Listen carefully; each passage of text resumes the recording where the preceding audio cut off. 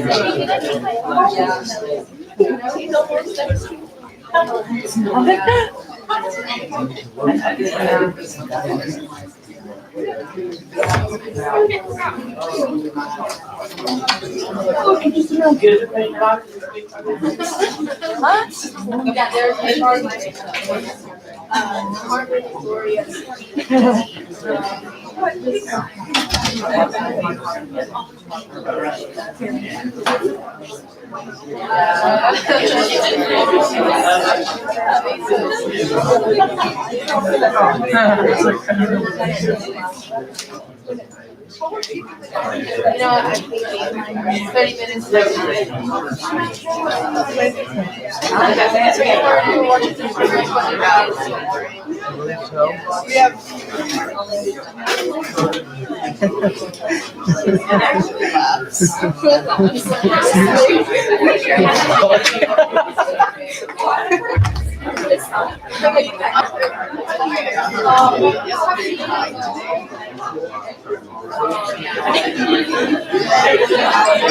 I'm screaming internally. You're just like, oh my god.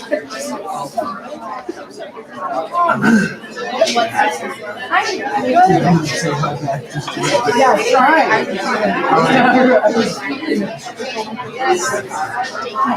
I know, I will come up.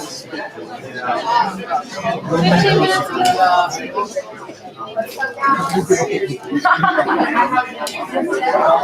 This is not rolling. This is flying. I know, but he's Am I asking? I don't know why I said it like I could give you an offer.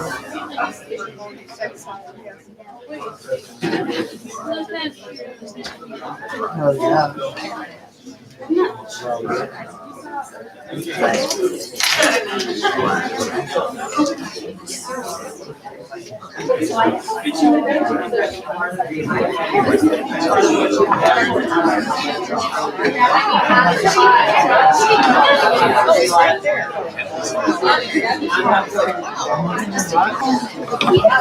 He's just he's right. Why? Good for everybody in here.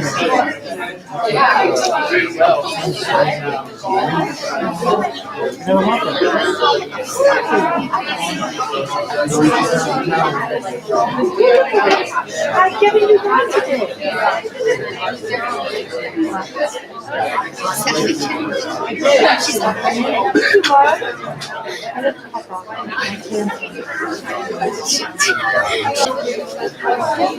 Hey guys, I'm gonna ask you to take a seat, please.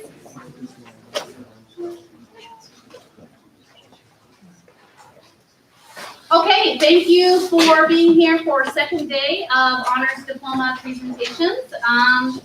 And if I can just remind you of the 3 things we talked about yesterday. Number 1, your cell phones. Please make sure they are silenced and turned off and put away so that they're not visual. That's not good etiquette for our presenters.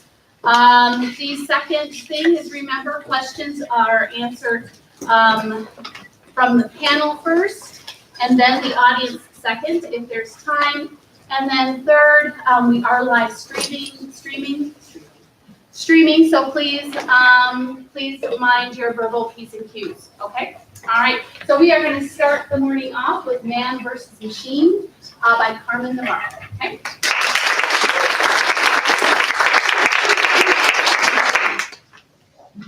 Imagine it's 7:30 a.m. on a Wednesday and you're on your way to work. You grab your briefcase, leave the house, and step into your car. You press a button and say, "Okay, Herbie, take me to the office." Your car starts tracking a route, taking into consideration what roads have heavy traffic, and backs out of your driveway. In the back seat, because there's no driver's seat, You have time to prepare your documents, drink your morning coffee, or browse Reddit as Herbie drives itself safely, defensively, and at the exact speed limit. Good morning, everyone. My name is Carmen Navarro, and I believe in the implementation of autonomous cars in rural areas and urban areas due to their financial and convenient aspects that they will bring into our society and our culture. This that I just told you to imagine was pure science fiction for decades, but now self-driving cars will be, we're going to see them in our driveways as soon as 2025.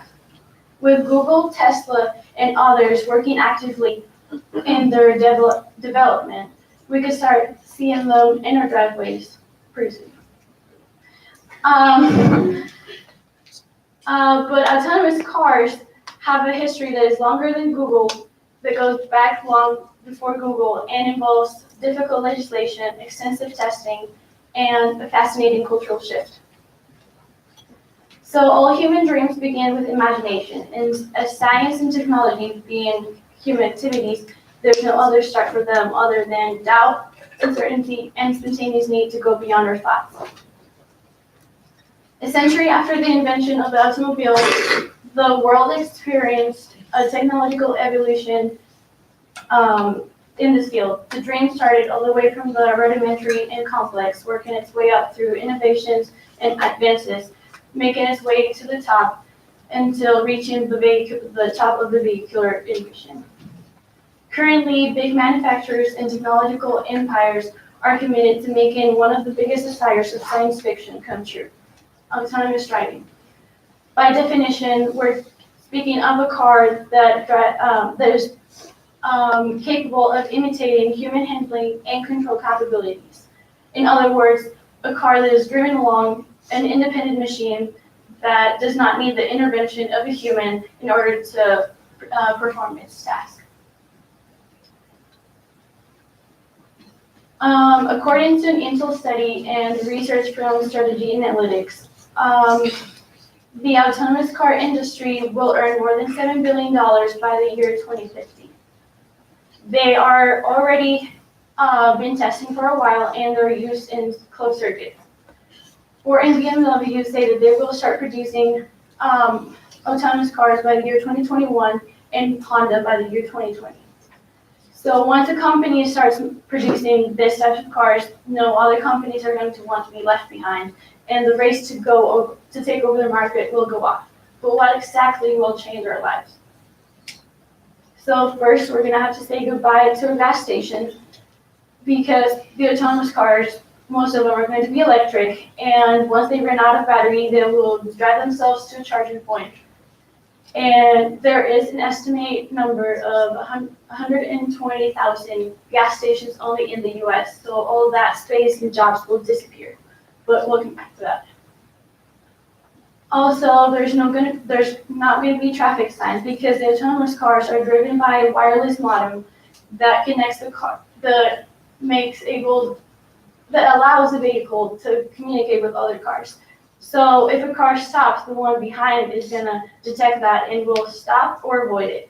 If a car goes to an intersection and detects that there's no traffic, then it will just keep going. So there's no need for stop or yield signs.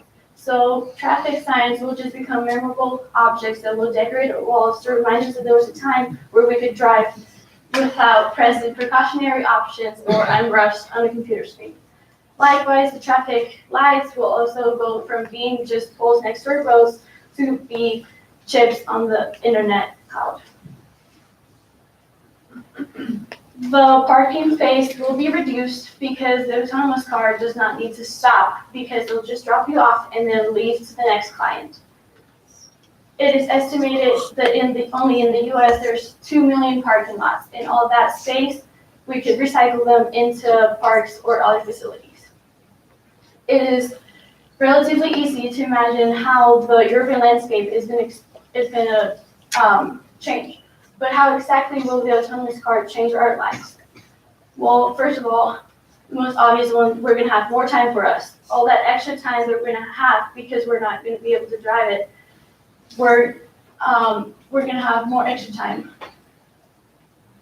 It is estimated that we have a person spends 51 minutes, so almost an hour, just to go to work and back to their house every day. All that time you can be working or studying, so the productivity will increase considerably, or not, because you can also be taking math or watching a movie. Autonomous cars also need more control, which brings us to the subject of privacy and the state controlling our information. So some of the concerns that people are having is what's going to happen to all the information that the car knows about you, who does it belong to, who controls it. Are they going to hack our car? Are they going to wreck us inside of them? Well, companies already thought about this, and the car is the one that generates the information. So the information belongs to the company, but it will be the state's responsibility to make a law to obligate the companies to not use the information of their consumers for other purposes and delete it after time passes. These is already used with Uber. Uber knows where you're going, they know your movements, but they can't give your information to other companies so they can advertise your what you like or you might be interested in. Hackers is one of the biggest concerns of people with autonomous cars. Right now, hackers are able to enter systems and retrieve information. Right now, for example, in public transports like trains or airplanes, or even bank systems, they are able to hack them, but for autonomous cars, if they try to hack your car, they're not going to be successful, because the information to start the car, you need to be inside of it, because you would use the fingerprint or password. And if you're not inside of the car, they're not going to be able to hack your car. Also, I could not find any research on this, but so far there hasn't been any accidents based on hackers accessing your information. So if they already thought about, they could have already thought about this, and they haven't tried it, then that's, yeah. Also, crashes. Also, I could not find data on how many accidents involving autonomous cars happen because failure in their system, because I found that since 2014 in California state, there have been 34 accidents involving autonomous cars. But all these accidents, except one of them, was due to human-driven cars. So there's only one of them that was because of the detector system, and they already changed that. So far there hasn't been any proof. Also, if you're worried about the people knowing what your car is doing and your movements, one way of not worrying about it is sharing, not being the owner of it, so you can share or rent cars with other people.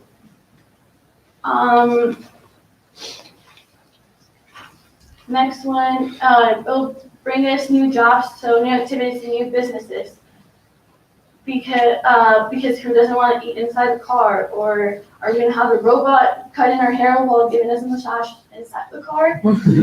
Instead of cars, we can think of vans, because they could be a gym or a coffee place or a game room. So one thing is for sure, even though autonomous cars will free us from not driving them, they are not going to free us from spending less time inside of them.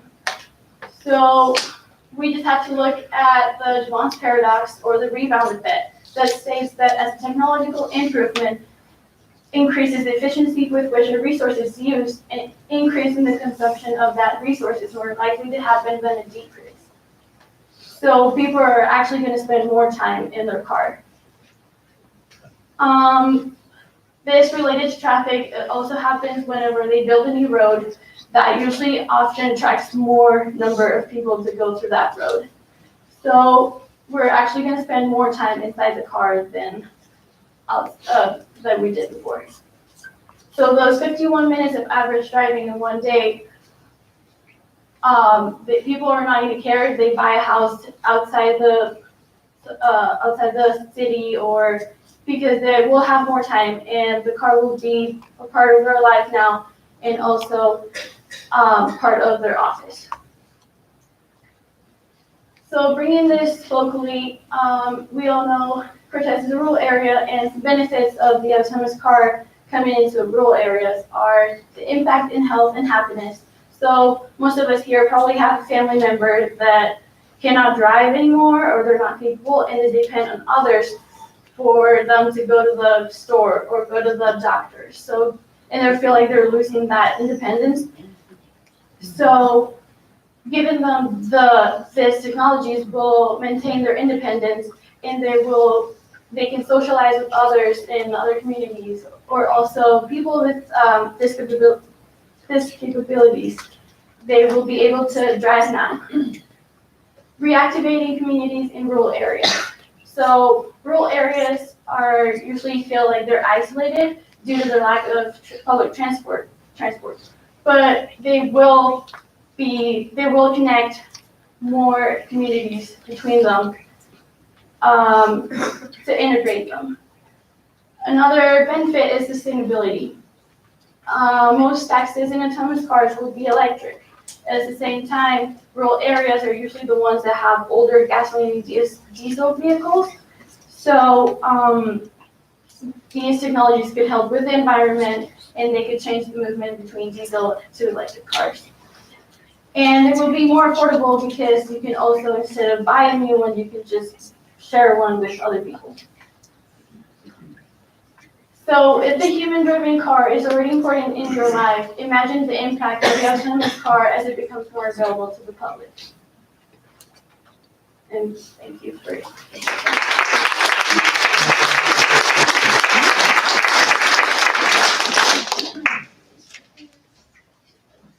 questions. Yeah, I know your focus was on rural areas, and I think that's important.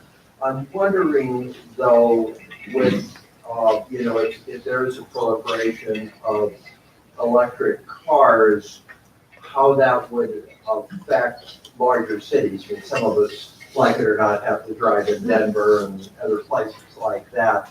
But if how that impacts, say, transportation system like rail and those kind of things. I feel like they would still, like trains and all that, I feel like they would just stay the same. And maybe even in the future, like make them autonomous too. But I don't feel like they're going to be affected as much because those are more long distance transportation.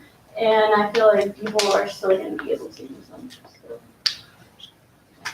I have a question about the limitations of electric vehicles, especially in mountainous areas or for a work vehicle.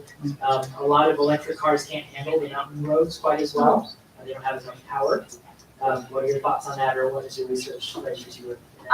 So the system, it's like a GPS kind of thing, and so I feel like the companies are still, all the landscapes and all that they're gonna know like what type of, where you're going, if it's like mountain or city, like it'll change the mode, I'm pretty sure. So you said that they're gonna take your data and delete it immediately. What about criminal activity? Would law enforcement be able to access it, the track of a getaway car, for instance? Because recently you had that Alexa that records what goes on in your home. And they were trying to subpoena the recordings because they felt like it recorded the murder. So at what point, and would law enforcement be able to shut down all vehicles in the area if you have an Amber Alert? So, yeah, they already thought about that because, for example, if like you request a service for like a wedding, and the customer like 5 minutes before you like vomited in the car and like who is going to be able to, who's responsible for that. Well, they were thinking of putting cameras, software cameras inside of the cars, like taxis, to make sure that they know who's responsible. So they will know who, like, the information. But you said it's gonna be deleted, so we don't have to worry about it. Well, after a time, it's not immediately. So they will still have your information. They just can't really use it for other purposes. What if I don't want them to have my information?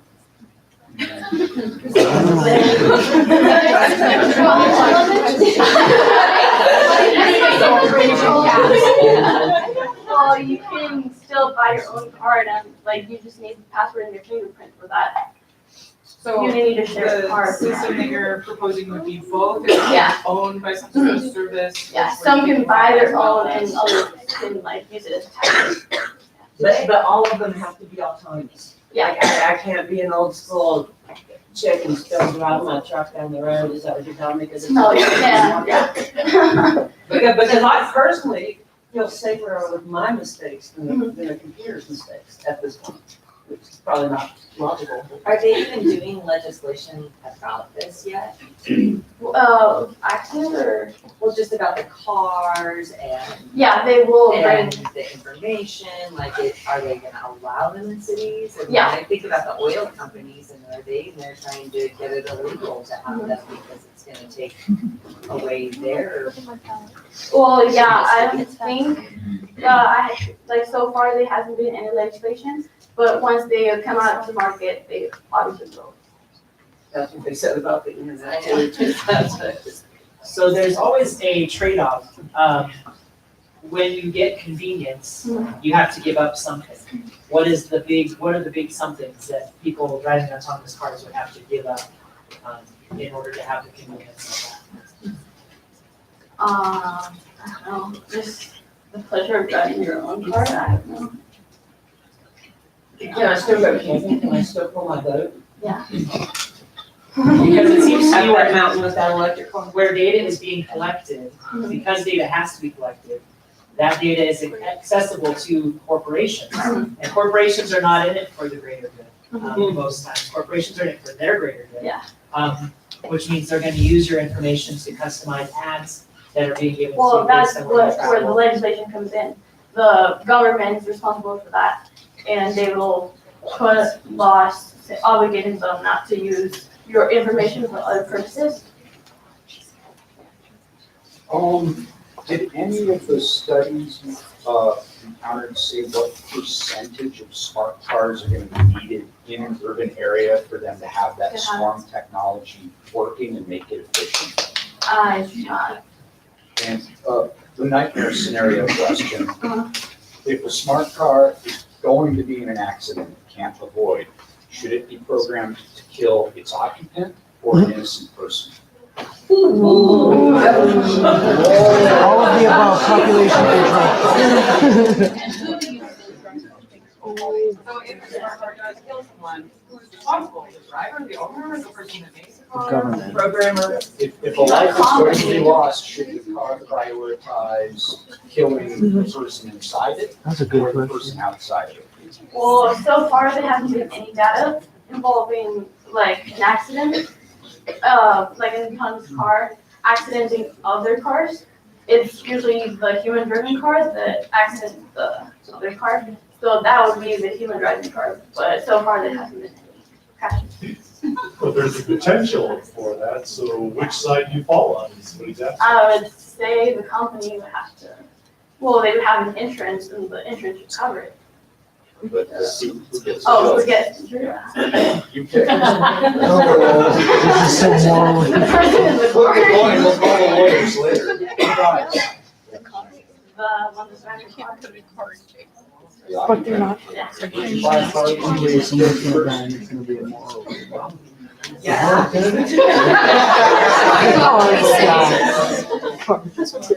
Yeah.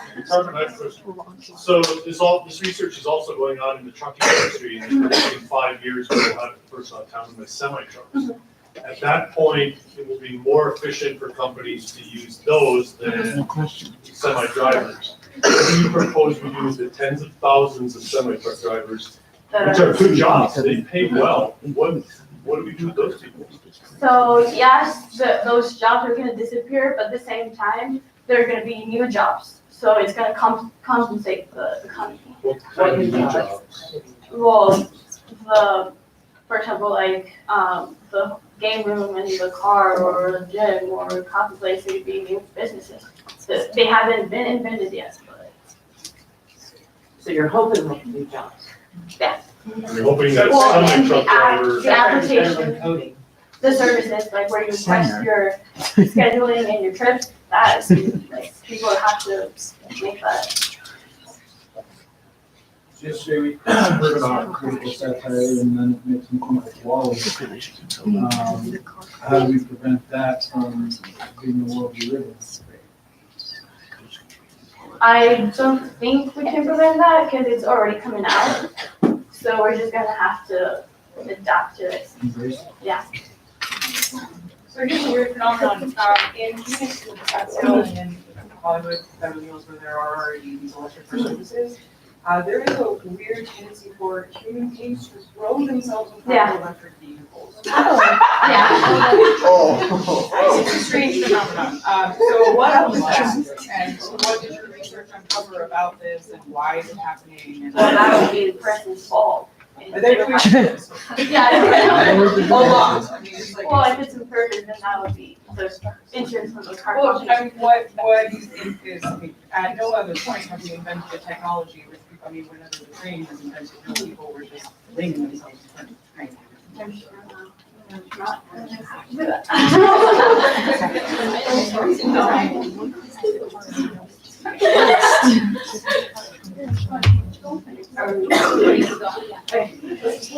I know you said that like Ford and BMW were hopping on the autonomous car now, they're gonna come out soon. Have you seen any indication in your research that maybe development's happening too fast and it's because of competition they're forced to Yeah. cut corners and come out with products that aren't as good? Right now, I'm pretty sure all the car companies they already know the first one, the soonest one is Honda in 2020, and after that, everyone's just gonna start selling theirs, because they already have their own model. So, I don't date myself a little bit, we used to have Channel 1 at the old high school that I went there in the mid-90s. And they had a van that was going across the country autonomously in the mid-1990s, and we're 25 years later. Why is it taking so long? Because people are not really, some of us are against for it, and so it's taking more time for them to admitting that it's gonna happen than the companies actually making them. Right, the cell phones, we hopped right on it, and it's But they're Taking over the just world. innovations, they're not like a new thing. How are we gonna deal with? Because no matter what, you're gonna have that one person that's gonna not drive electric. He's gonna want to drive gas. How are we going? Are we gonna have the vehicles communicate with each other, or what's the Well, situation there? The autonomous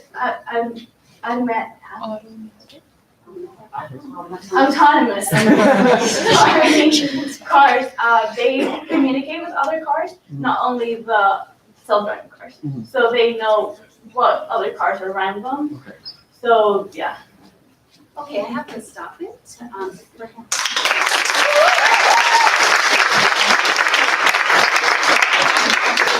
So we're moving at a little faster pace today, because Mel's being different. So we're gonna get Gloria up here and get her started.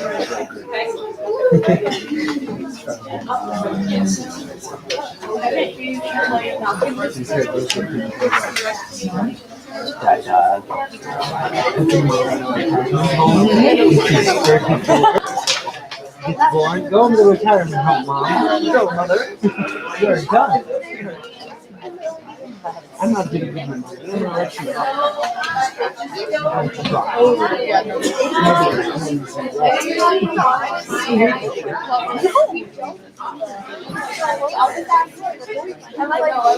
Put this over.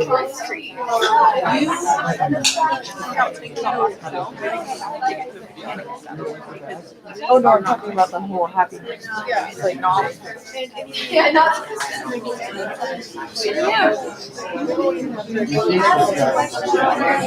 Yeah. I put rose hip on. So I'm tripping.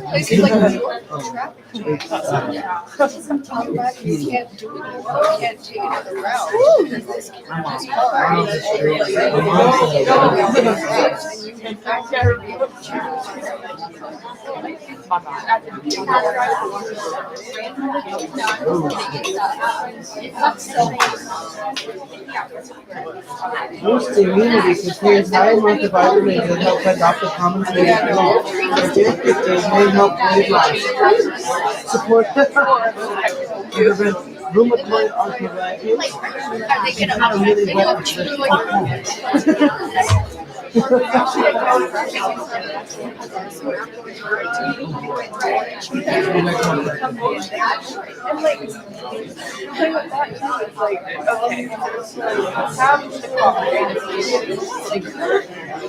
Once you start like signing, I have to stay fluctuations.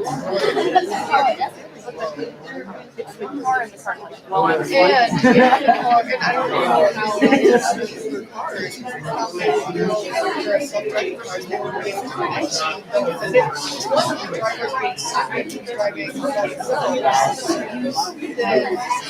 all the cars now and turn them into something. And once you have to go because that's exactly what my question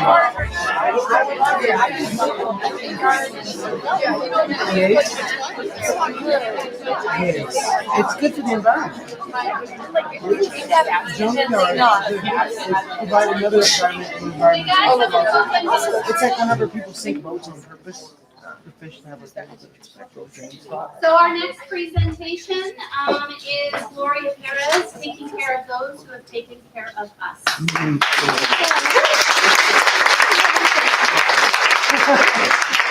Can you hear me? Okay, great. So since birth, our parents and grandparents have always been there to care for us, from teaching us to walk, to changing our diapers, to making us soup when we're sick. Since then, we've always been dependent on them to care for us. But as life progresses, we become more independent, and our parents and grandparents become more dependent on us to care for them. Their everyday activities that used to be easy become more and more challenging as they lose the physical and mental capacities to care for themselves. At this point in their lives, most of our elders become residents in nursing homes, assisted living, or home health care places. Hello, my name is Gloria Perez, and I would like to address an important issue that has yet to be taken seriously. Direct care workers provide the majority of the hands-on care along with physical and emotional support for our elders. Recently, there has been a decline in the direct care workers working in this field. When there's a decrease in the workers working, the elderly end up suffering the consequences. To decrease the suffering of the elderly, one must decrease the critical working conditions in which our direct care workers are put through every day. Now, what is a direct care worker and what do they do? So, a direct care worker may hold a variety of job titles, including personal care assistant, home health aide, home care aide, or CNA. The job of the direct care worker may vary depending on the setting in which they work. One may work in a private home, assisted living, nursing home, or hospital. But the responsibilities of the direct care worker include or are not limited to taking vital signs, bathing, dressing, feeding, toileting, even companionship and comfort. These workers aid our elders who lack the ability to care for themselves in their everyday activities. The direct care workers are the backbone of the long-term care system. First off, the work of the direct care worker is not an easy job, as many of us know. They work long hours with daily physical strain, daily emotional strain, and all for very little pay. According to the Forbes magazine, direct care workers were declared as one of the 25 worst jobs in America. Now, before I continue, I'd like to say that for my research project, I gathered information using national data along with interviews and phone calls from local direct care workers and employers. On average, a direct care worker works 12-hour shifts, 5 shifts a week. It is most common, especially now, that many work overtime hours covering the shifts of coworkers who are unable to show up and cover their own shifts. Along with the long hours, the job of a direct care worker requires a lot of physical strength to lift and maneuver patients, say from lifting them from the bed to their wheelchair or from the wheelchair to the couch, etc. Now, just maneuvering one person puts strain on the human body. This is then increased when one direct care worker must care for an entire hallway of patients of typically 8 to 10 people. Or if one works in the home health system, they then have to take care of about the same amount of people throughout the day. In the years 2003 to 2005, direct care workers had the 3rd highest rate of non-fatal on-the-job injuries, according to the Bureau of Labor Statistics. Now, currently in Colorado, the minimum wage is $11.10. The starting pay of a new direct care worker is minimum wage. Now, this may vary depending if a direct care worker is entering the job with years of experience. It may increase, but only slightly. Direct care workers are paid minimum amounts for the work and services that they do for our elders. There's a shortage of direct care workers due to the hardships of the occupation. In 2006, it was reported that there were 6 million Americans over the age of 65 that needed assistance, but only 2.7 million Americans working in the direct care field. This number of Americans working in the direct care field continued to decrease year after year. In my research, I found that the turnover rates for direct care workers vary from 39 to 98%. These high turnover rates directly correlate to the decrease of high-quality care our elderly are getting. These high turnover rates are due to the hardships of the occupation, of course, but I also believe that these high turnover rates, that the inadequate training has a huge role to play in this. Most of our direct care workers are required to get a minimum of 75 hours of training, 30 of these hours being lecture and 45 hours being skills and labs, along with passing the nurse aid registry test to become certified. This training is to prepare them for the job requirements they will soon be facing. Although most of this training that is learned in the classroom setting may not be as accurate to real life situations. Many people are drawn to this job because it is known that there's a lack of educational requirements to pass the class, meaning it's not a very difficult class to pass. This also draws in many ignorant people who are there for the quick job and easy money. But as soon as the direct care worker enters the job and gets a job as a direct care worker, they realize that it's a lot more than they bargained for. They realize that it's more difficult to deal with elderly who may have dementia and etc. And they realize that it's just too much for them. This then leads many to flee to other occupations, or it just leaves the ones who are unpassionate in the work that they do, resulting in abuse and neglect that many of our nursing homes are known for. Now, occupancy rates in nursing homes and assisted living, along with home health care, is projected to increase within the next few years due to the baby boomers. There are about 76 million boomers in the U.S., making up to 29% of our population. Now, in 2011, the first boomers were entering the retirement age. Now, retirement age is 65 right now. That's not very old. Many of these people are still independent and are able to care for themselves. But not long after, they will soon be needing assistance, and they will soon be placed in nursing homes or home care facilities.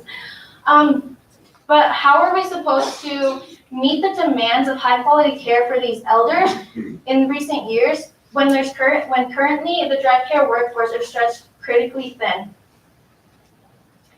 To reduce the shortage of the staff, of the direct care workforce, I believe that we have to make the job more appealing. To make the job more appealing to new recruitment, along with workers still in the direct care workforce, one must increase the wages and improve the accuracy in the training. To this, I believe that it will increase the number of workers working in the field. Then we will be able to decrease the work hours and decrease the physical strain in which they're put through. Now, obviously, all these things are not going to happen simultaneously because it's unrealistic. But I believe if we start increasing their wages, it will then motivate people to stay within the field, knowing that they will be able to have a sustainable life off of the money that they make. Along with improving the accuracy in the training, I believe that they should make the requirements in the classroom training more accurate, like focus their attention more to real life situations. For example, in my class that I'm taking currently, the CNA course through the school, they teach us that when we assist elderly to stand up, we are not allowed to, or we're not supposed to physically lift them up. We're supposed to use the gait belt to support them. But in real life situations, you have elders that don't have the muscles to lift themselves up. So we are then have to find ways or different like body mechanics to lift them up physically, putting more strain on our body. And here are my sources. Any questions?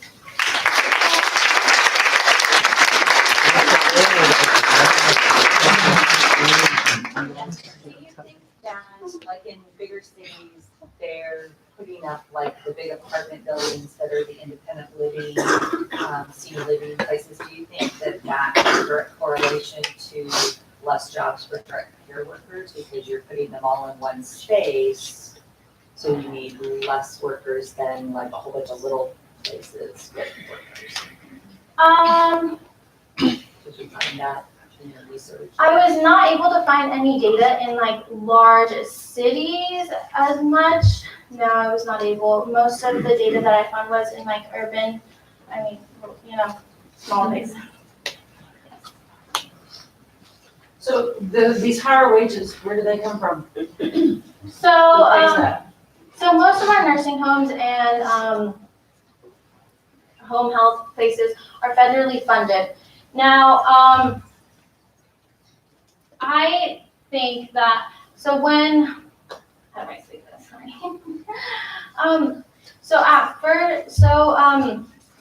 Because our places are most federally funded, Congress, from the research that I did, Congress will have to earmark it more funding for the nursing homes. This also increasing the wages for the direct care workers may put a slight strain on the businesses due to maybe budgeting or whatnot because of the funding that they get. But I believe that the little stress that is put on the homes is little to like when you think of the bigger picture. So do you think we should have a federally balanced budget that we should spend what we take in? And if so, what do we give, what do we not spend money on so that we can spend money on this? Or should we just increase our debt? To that, I'm not sure how to answer your question. From the research, I was not able to go into further depth of how funding is like distributed with all these places. I was not able to go into depth with that. Yes. Tough question. These elderly people have had their entire life to prepare for this moment and save money. They want better care, they could buy it, and if they can't afford it, are we obligated to do that? To provide the care for those that didn't save for their old age? Well, many elderly may have not had the opportunities to save up. They may not have had like the opportunity to save up the money that maybe others did. And I don't believe that we should take that we should not give them the same quality of care to the, sorry. We should not, I believe that all elderly should have the same quality of care whether they have saved up for this moment or not, because it's unfair for them, because they have cared for so many of the younger generations. They have given so much to us that we should be able to give back to them as well. So there are some people who would argue that the elderly should be euthanized. And I personally do not believe in that. What I'm proposing, what I'm asking you is, from a financial standpoint, legislators who don't care about the elderly are going to look at that as a much cheaper option than raising the wages of these direct care providers. What would you, in front of a panel of people who believe that, what would you say to encourage them to instead spend the money on caring for the elderly? To persuade them, I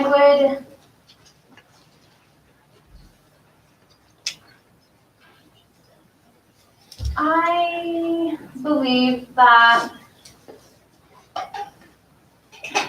I'm not sure how to answer this without.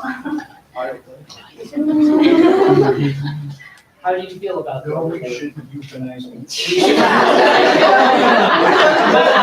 But should they go ahead and do assisted suicide? You've got that couple in Germany who were perfectly healthy.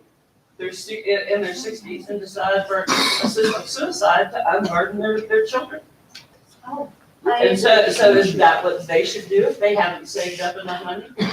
Instead of being a burden on society? I don't agree with that. That's where we're at. I'm sorry, I don't know how to answer your question. Oh, sorry. Did you look up the why Nursing homes are killing the whole I did not search up like the origin of where they came from. No, I did not. That would have been great to look into. I did not think about that while I was doing my research. Yes, but I believe it's because many families don't have, many families try to care for their elderly in their home as much as possible, but at one point they're unable to care for their elderly in their own home because they have family, like children, or they have jobs that require more attention and they're not able to give their elderly the 24-hour care that they deserve. So there was a time when you didn't have nursing homes and there were still people that required 24-hour care. What happened to those people, or what about countries that don't have nursing homes? So they can go to culture for their elderly? I don't know. I did not do any research on what other cultures do. But me, from personal experience, with being a Mexican family, we do not believe, or we do not encourage putting our elderly, our parents, in nursing homes because it is in our culture disrespectful to them. Because they have cared for us so much, so we try as much as possible to keep them within our home. But I have also realized that this puts a lot of strain on the family. So, yeah. You know what percentage of the people in Montezuma County earn minimum or near minimum wage? Currently, I do not. I did not look into that. I don't know the exact percentage, but it's a pretty high percentage of people, and I know some of them. And by God, they don't have the ability to save tons of money for retirement or medical care in their older age. Yes.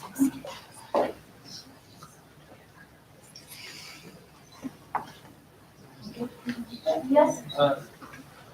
Okay, so this is about something you said earlier. So you think that someone that saved up, care for retirement, should be treated should be taken care of the same as someone that spent all their money and didn't save up for retirement? Yes, I believe they should be given the same quality of care. Yes. Where do we put criminals? They stay in prison. Yeah. They don't leave. let me rephrase.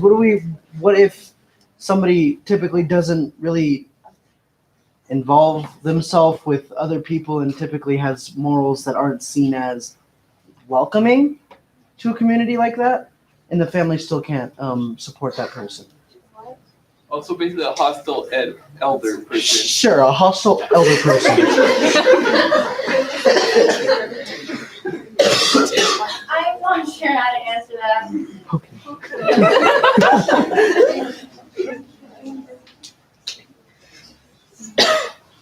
Okay.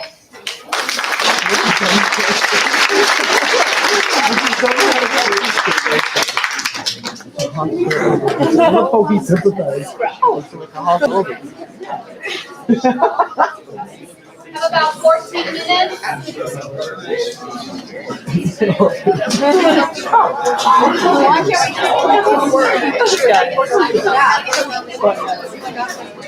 I'll be right back. Thank you, sir. And thank you a lot. Hostile elder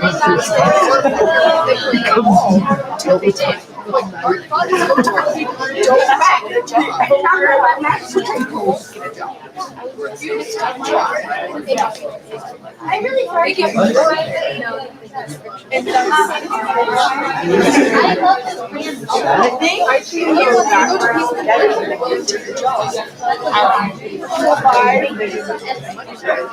I really feel like I'm in quarantine and just I just feel like one of those big maps. I know, but I am so excited for sitting in over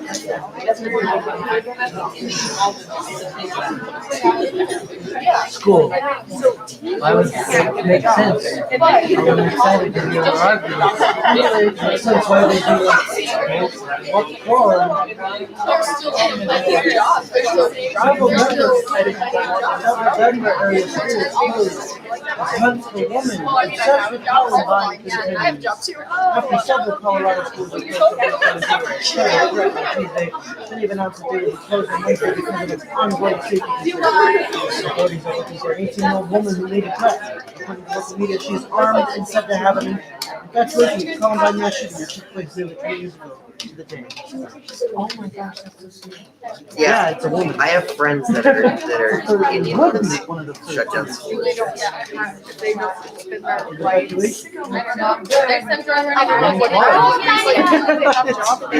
That is definitely very creepy. I would just be enough money to prepare.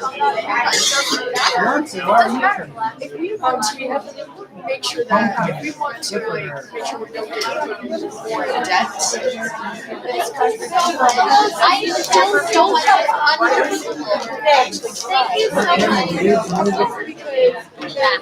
so much. Oh, do you want to hear what I thought ran down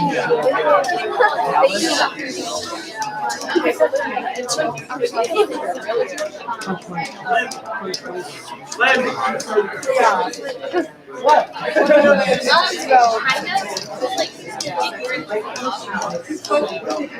Like we got.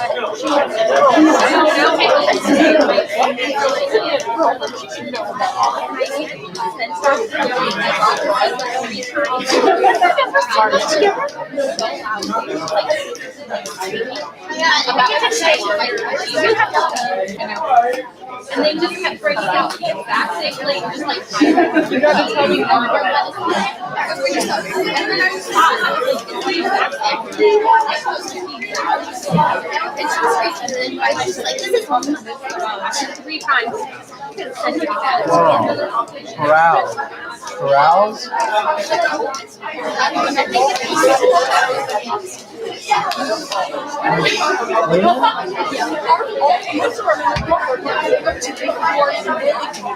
even if an elderly person throughout their life has a job and like they don't get along, like they still have a job. It's funny how Flint, Michigan still has bad water. You think they try to fix the water. What was I gonna say? Oh yeah. Because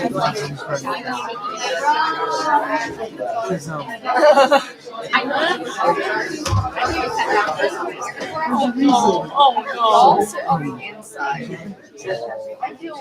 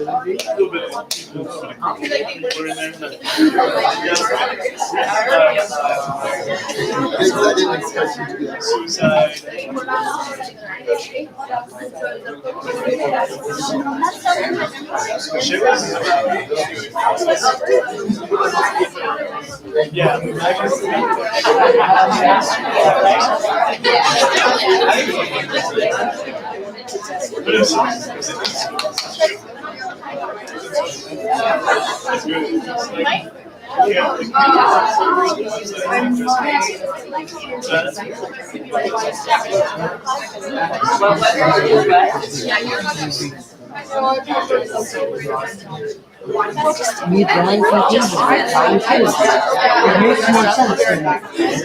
I know, I buy books just have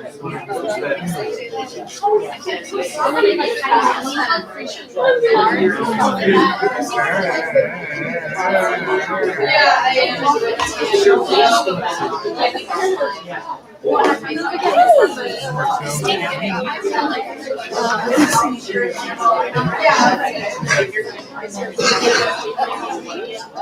know what Chernobyl? You know what Chernobyl is? It's that big in Russia. There's a big uranium spill. There's a big power plant that just happened to explode. So somebody pressed the button and nothing went kaboom. This is a joke. If you're getting out of here, everybody else will take it.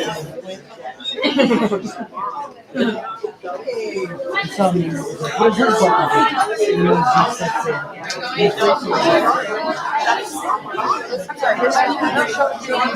No, I do.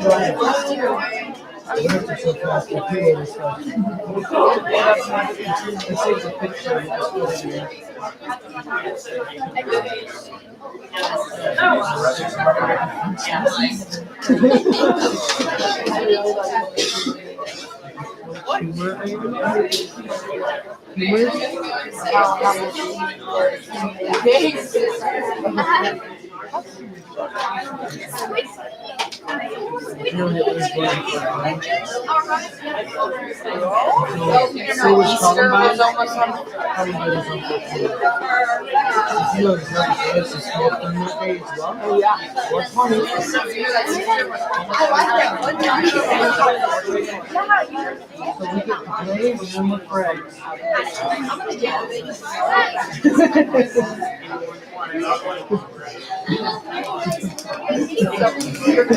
You would enjoy it.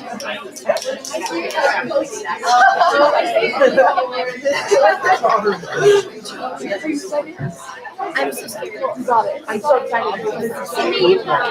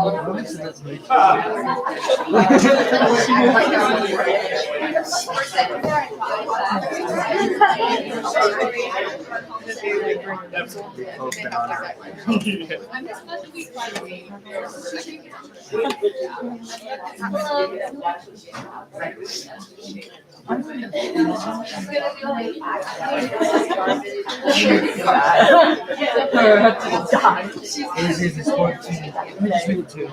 It's a sports team. You have to play right after hockey. Don't have any words, and you know you don't want to hear it.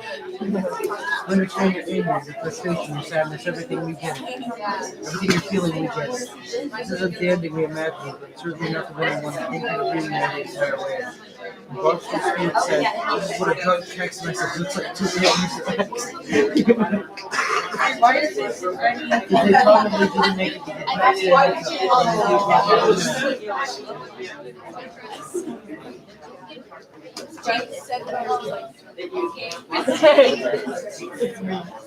That's you. Whenever you go,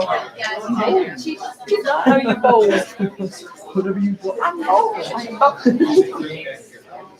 I'm still having.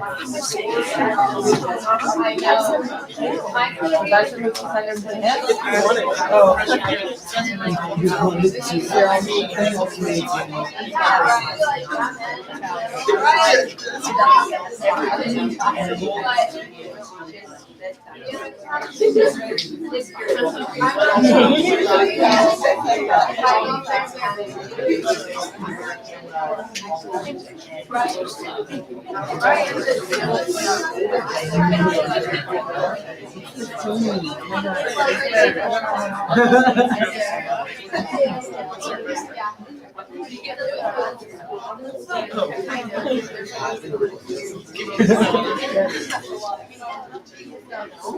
I don't know. It's never good.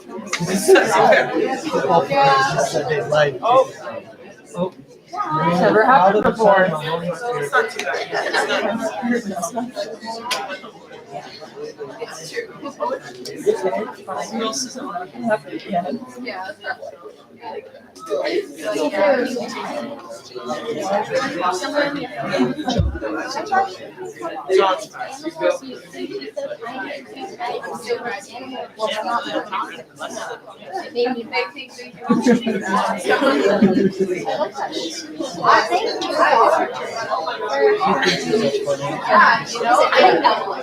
As good as that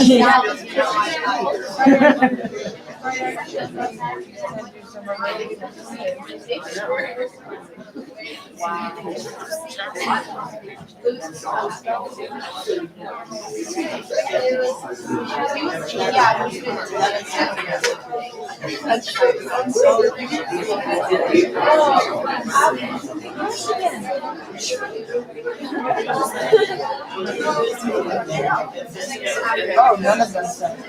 Did you get any messages? like I don't scary.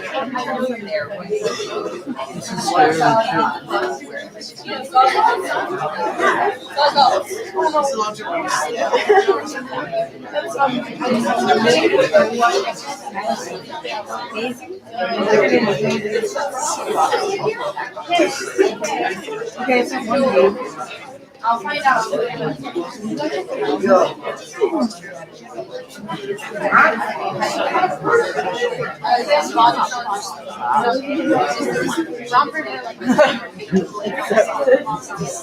that's pretty gross.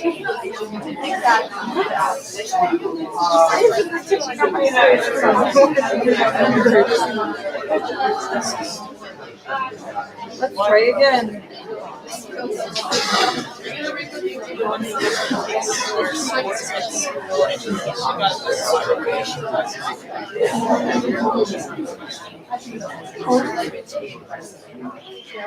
Okay, guys, we're gonna go ahead and get started with our next presentation. This is Cindy Foster with Page Blocked.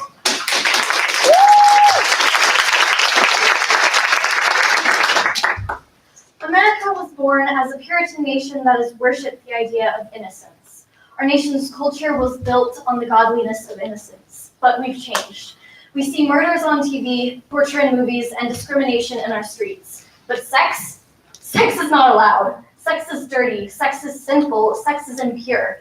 The American educational system shields students from sex and obstructs their education to maintain the false innocence of our children.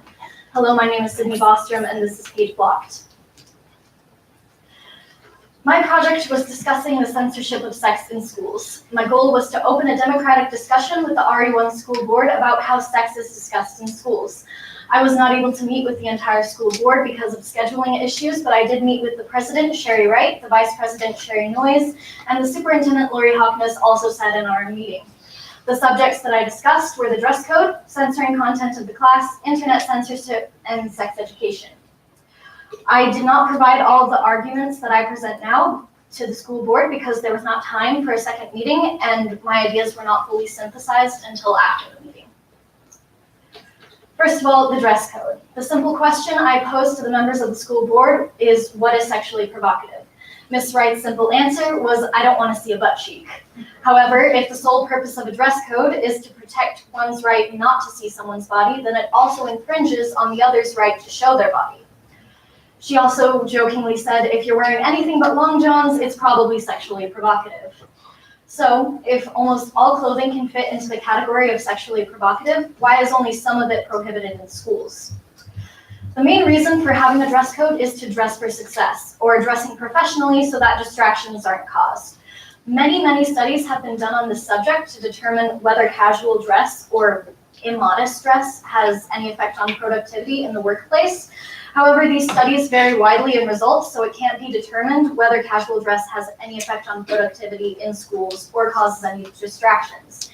In the Supreme Court case, Tinker v. Des Moines, the Supreme Court decided that symbolic freedom of speech is supported under the First Amendment, and thus clothing as a symbolic speech cannot be prohibited in schools unless it can be proved to cause a distraction, which this cannot.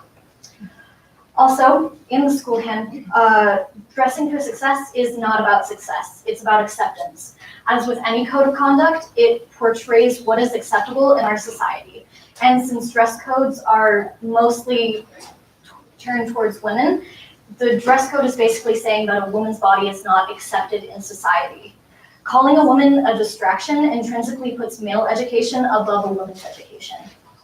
Also, in the school handbook, it says that the dress code is for student safety. However, clothing does not promote sex or safety.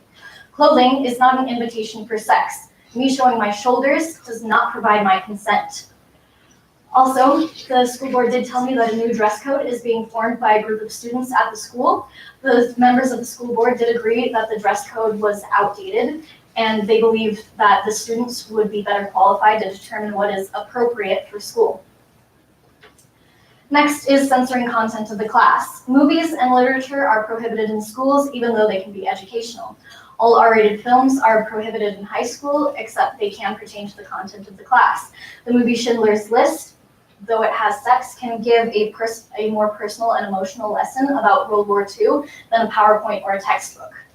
The school board did say that these movies can be shown, however, a teacher must follow certain guidelines. They have to speak to the principal, send a note home with an explanation, provide alternate assignments that are not allowed. However, I argue that highly religious or conservative parents that see the note home that their child is going to be seeing sex will only see sex, and they won't allow their child to view it. When I discussed this topic with Ms. Mason, she said that there are always about 2 students that are opted out of these viewings. Also, this sets students behind from the rest of their peers because they are not allowed to view the same educational content as their classmates. It also provides more work for the teachers because they have to create the alternate assignment, grade that assignment, and ensure that that student doesn't fall behind in their class. But the point is, teachers should not have to prove that their content is educational.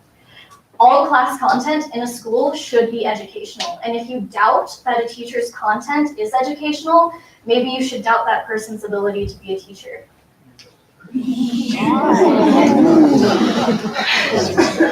I also brought up the censorship of literature in the classroom. Ms. Wright, who used to be an English teacher, said that she did not support the banning of books. She said instead of banning books, she would just take it off the required reading list, which confused me because banning it and taking it off the required reading list is still not reading it. But the point is, sex should not dictate whether something is worth reading. Here is a list of canonical novels that provide educational content.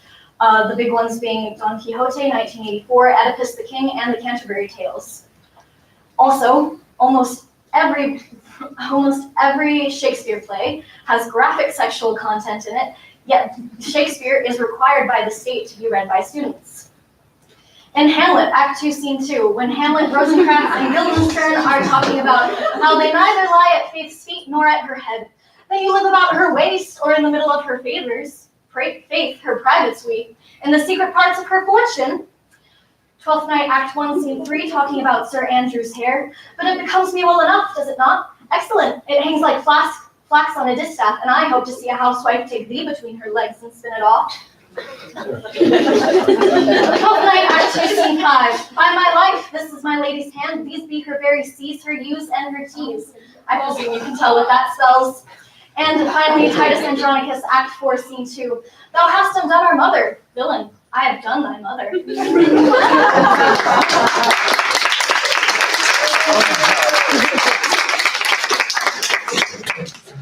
Before I get into internet censorship, I would like to say that this and all the images used in this slideshow were available to me on filtered school computers. The school computers have filters installed on them that block certain keywords to ensure that they're used for academic purposes. Some of these censored searches include breast cancer, how pornography affects adolescents, and sex education. As you can tell, there are many educational searches that are blocked because they contain words such as breast, pornography, and sex. I wish I had counted how many times me and my classmates were censored from doing research on this project because the school computers filtered it out. However, the school board argues that uncensored computers would be abused and get the school board in trouble for allowing students to see those things. So they offered a solution: provide an uncensored computer in the counselor's office for AP students to do their research.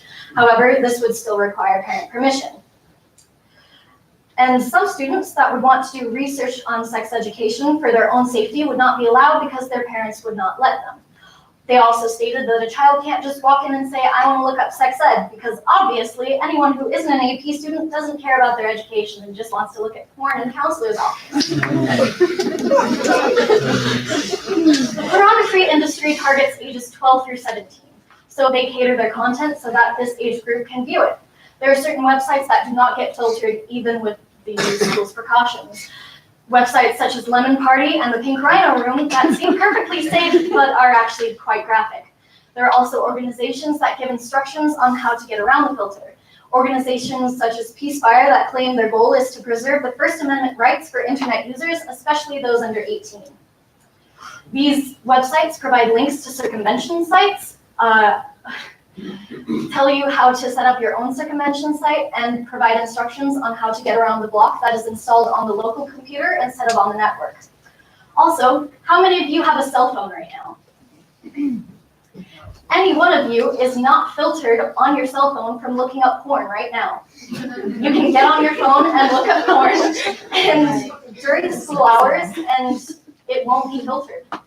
I believe that the members of the school board may be suffering from the Kruger effect, mistakenly assessing their ability as greater than it is. They believe that they can censor this tech-censored generation from viewing anything on the internet. However, we were raised on the internet, and we know how to get around things. Two of my classmates had a race to see who could find a porn site the fastest on the school computers. It took them 2 minutes. Pornography. Chris Hedges wrote a book called The Empire of Illusion. And in this book, there's a chapter titled The Illusion of Love. This talks all about the porn industry and its effects. First of all, porn is not sex. Porn is a bizarre, bleached pantomime of sex. It pushes the boundaries of safety. It includes sexual humiliation, abuse, rape, and physical violence that have merged into a socially acceptable expression. We all know about porn. Kids in the school make jokes about it 5 times a day. So porn is socially acceptable to us. We believe that what is shown as porn is how sex is supposed to be when it's not. And as with the overconsumption of anything, it can lead to addiction. And Sex addiction can cause people to commit these acts because they already believe it's all right, and their overconsumption and obsession leads them to actually do it. Also, when Chris Hedges interviewed ex-porn stars, they talked about their excursions the same way that war veterans talk about their battles. They talk with glazed over eyes and a monotone voice. Ex-porn stars actually have post-traumatic stress disorder from the abuse that they've received in this industry. So the point is, if porn is the only exposure adolescents have to sex, if we don't teach them about sex in school, then what they're going to learn is what porn shows them, which is abuse. So we should implement sex education to show that what is shown in porn is wrong and how sex should be, which is an expression of love. Sex education is not required by the state of Colorado and thus not required by MCHS. However, there is a small course built into the health class. Students can be opted out of this portion of the class by a parent for religious or other reasons, and the school board said that they don't think it should be a requirement. However, I believe that religion should not be a viable reason to opt out of sex ed. Research has shown that Catholic college students are just as likely, if not more likely, to participate in sexual activity than those at secular colleges. A study was done at a Catholic college that showed 28% of women who attend Mass weekly have hooked up, and 50% of women who attend Mass infrequently have done the same. This is compared with 30% of women that have hooked up at secular colleges. Also, abstinence pledges delay sex by 18 months. This can be seen as a victory. However, if a student signs an abstinence pledge at the age of 16, then they're still most likely going to be having sex before they leave high school. Also, 9 out of 10 boys were exposed to pornography before the age of 18, and 76% of 18 to 24-year-old Christians actively seek out porn. The school board, after providing them with these facts, agreed that sex should be talked about in schools. They said if they're not going to learn anything until they're 18, it might be a little too late. So they provided some solutions. They thought that when a student is opted out, they must have a one-on-one conversation with the health professionals down at the clinic. However, they did say, and I agree, that this would put a huge burden on our nurses. It is not their job to teach adolescents about sex education. Also, they thought that having a community class not related to the school could be of use. However, I argue that no student is going to go to a sex education class on the weekend. It's embarrassing. There is new legislation proposed by Colorado to ban abstinence-only sex education. This would mandate teachings about safe sex, consent, and sexual orientation. However, sex ed still would not be required. It would either be comprehensive sex ed or no sex ed. 37 other states require abstinence to be covered or stressed. Also, 13 states require sex ed to be medically accurate. This means that 37 states are allowed to lie to their children and effectively negate education by telling them that if they have sex, then they're going to die. Also, 7 states prohibit educators from portraying same-sex relationships positively, one of these being Arizona. My goal was to open a democratic discussion with the RE1 school board about how sex is discussed in schools. This was a success. I believe I did do this, but there definitely needs to be more discussion. We need to find more solutions about how to talk about sex in schools. If we censor adolescents from all sex and tell them that all sex is wrong, then rape and consensual sex will be viewed on the same level of wrongness. They will have no distinction to tell how rape is worse than consensual sex. In our society, innocence has been confused with ignorance. Adolescents are no more innocent than adults. They're simply no less. All of us are the product of sex. Since the moment of conception, we have been exposed to sex, and we shouldn't shield people from that for their entire lives.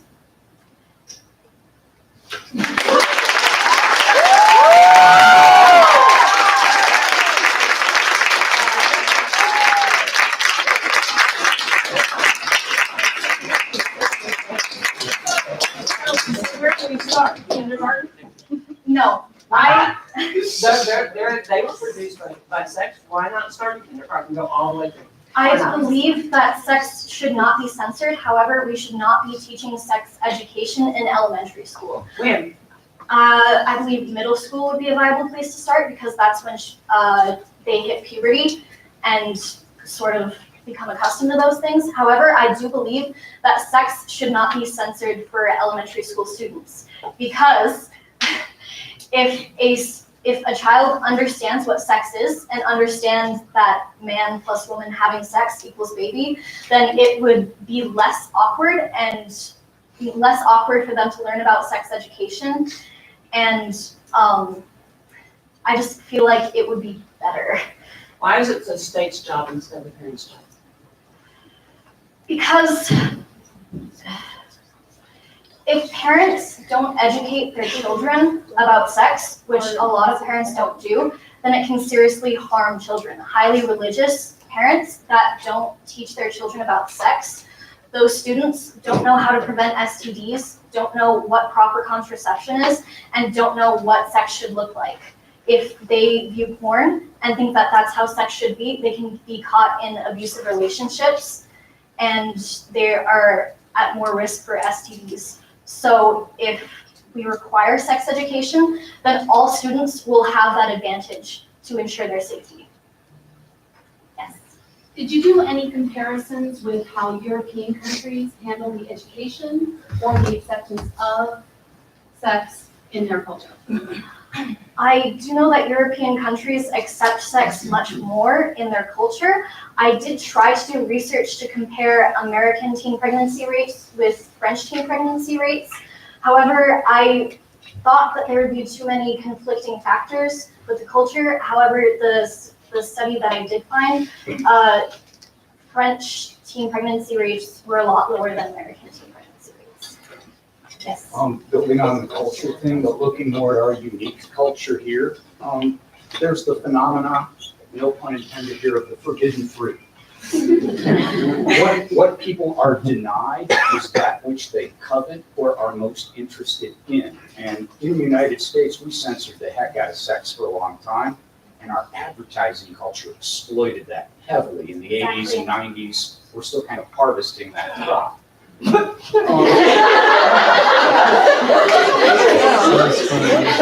question is, now that people are able to pretty much access what they are interested in or want to see at the drop of a hat with their phones, will this phenomenon continue, or will sex become less potent as time goes by and more people are just exposed to it? I believe sex has already become less potent.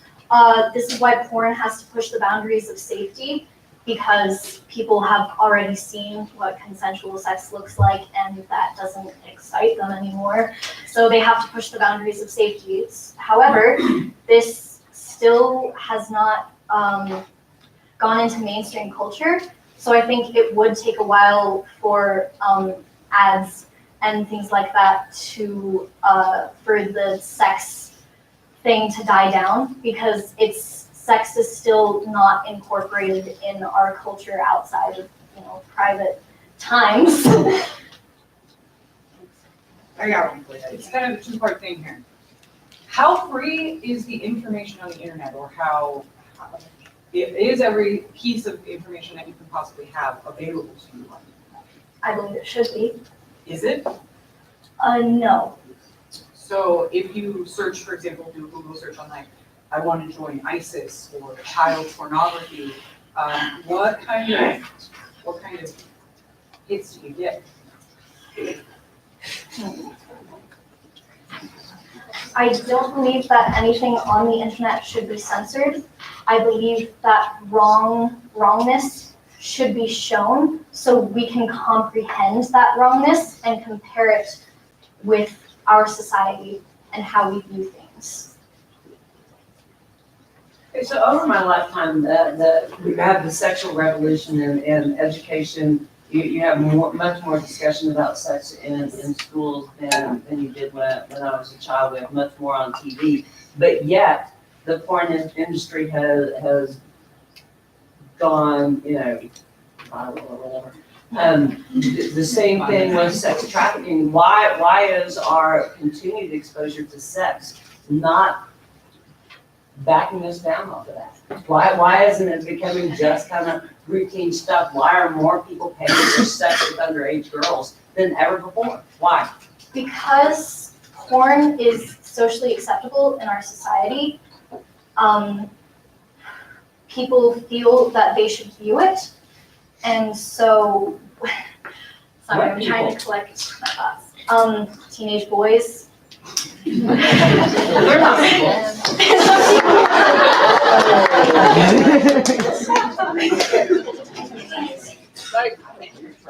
I think back to like you were talking about the movies in the school and stuff, and just, you know, you can't see a rated R movie if you're under 17, and so, I mean, whether it's that, I mean, I totally agree, if my kid's 17 and they want to sign their own permission slip, I don't care.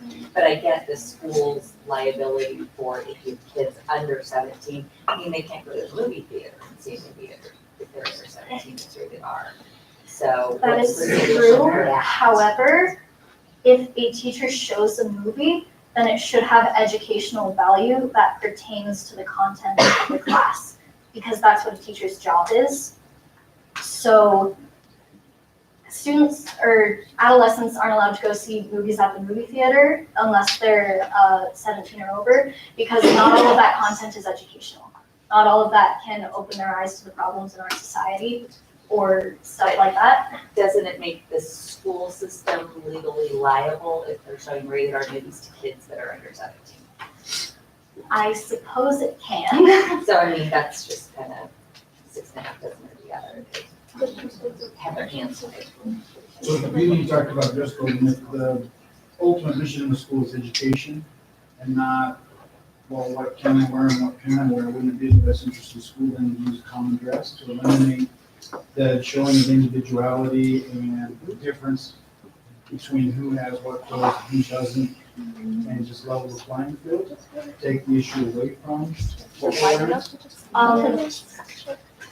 Symbolic freedom of speech is supported under the First Amendment, and I believe that the showing of skin, the showing of a woman's stomach, is symbolic freedom of speech to show that she is not a sex object. But my argument is the school is about the education, Yes. not about our symbolic showing of who we are or what we're about. It's about the education.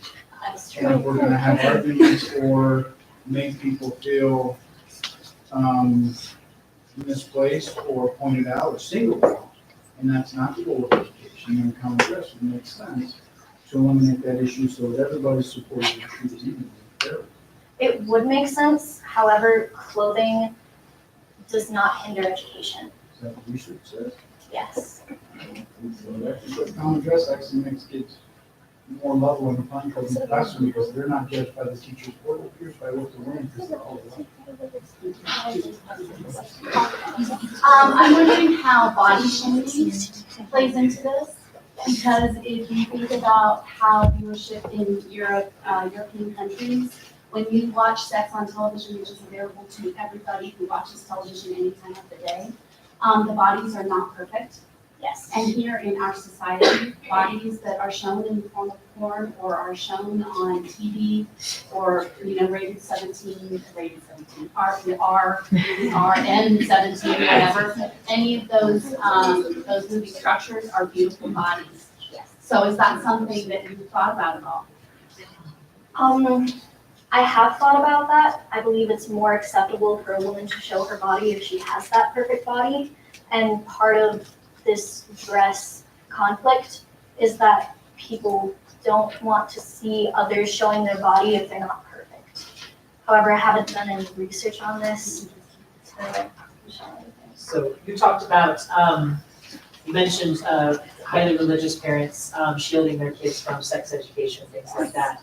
What about culturally, groups that feel certain ways about sexuality and how sexuality should be taught? Why is it our right as white educators to decide what sex education should look like?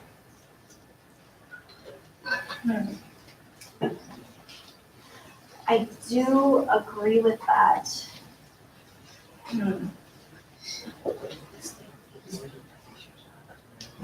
I'm not quite sure how to answer that question. I'm sorry. So here in Montezuma County, I've heard tell of an elementary school teacher who's encountered a situation where her students have had sex. And given that Elementary school? elementary school teacher, and given now I don't know the facts necessarily, so it could be a lot. But anyway, given the fact that children have now increasingly more access to the internet through smartphones and technology, why shouldn't we start sex education at younger ages? We could start sex education at younger ages, however, I feel like that would get a lot of pushback, and I don't think that elementary students should be learning about how to protect themselves from sexually transmitted diseases because they're not of age yet. But that's the kind of theory that abstinence is protection, that if you don't give children the knowledge to have sex, they won't have sex, and therefore it's safe. But it's not, they will just have unsafe sex. We wouldn't be restricting knowledge. Okay, got sense. I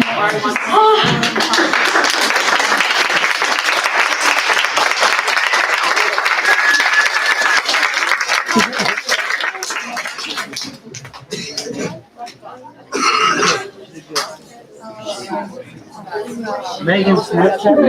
Why would Megan Snapchat? Why are you snapping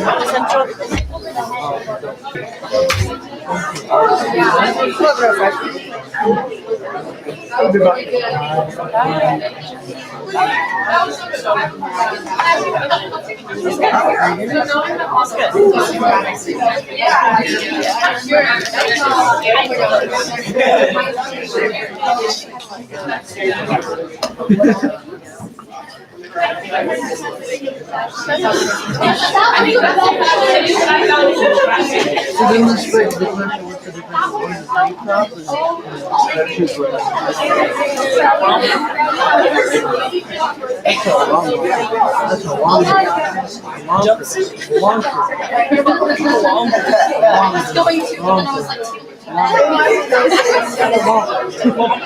me, She's wearing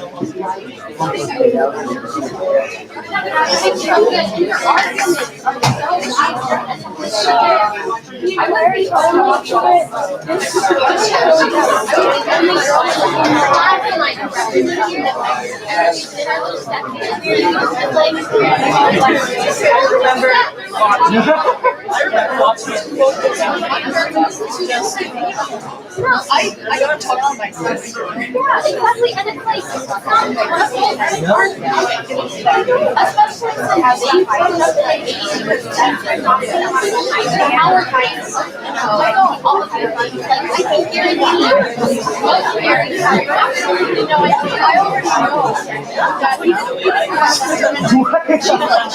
She's on the back of the pants. She's like, I'm almost 20. Yeah. And whenever she says something about kissing her, I felt like, I mean, that was really good. It's gonna be a struggle now. It was already a struggle. I don't hear that on your part. They're not gonna, they don't want to, they don't want to. And then I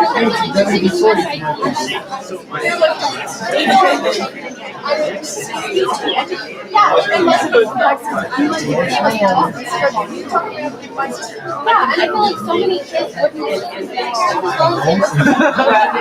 like, oh, it's my parents. Yeah,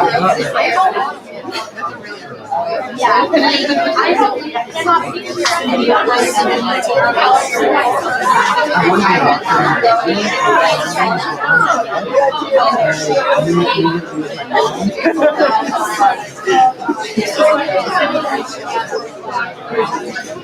a photo like they're not gonna give any of us. Hey, Jesus. No. They had to give me the talk. Hey, it's better than. Okay, guys, we're gonna go ahead and get started, so we can see, please. I wasn't on.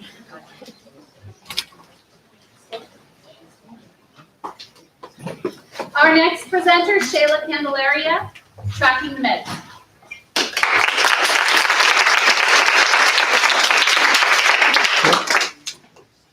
Hello, My name is Sheila Candelaria, and my proposal for my research project is to track the flow of addictive prescription meds that major pharmaceutical companies sell and distributors sell to pharmacies by having a database that can identify hotspots and alert law enforcement.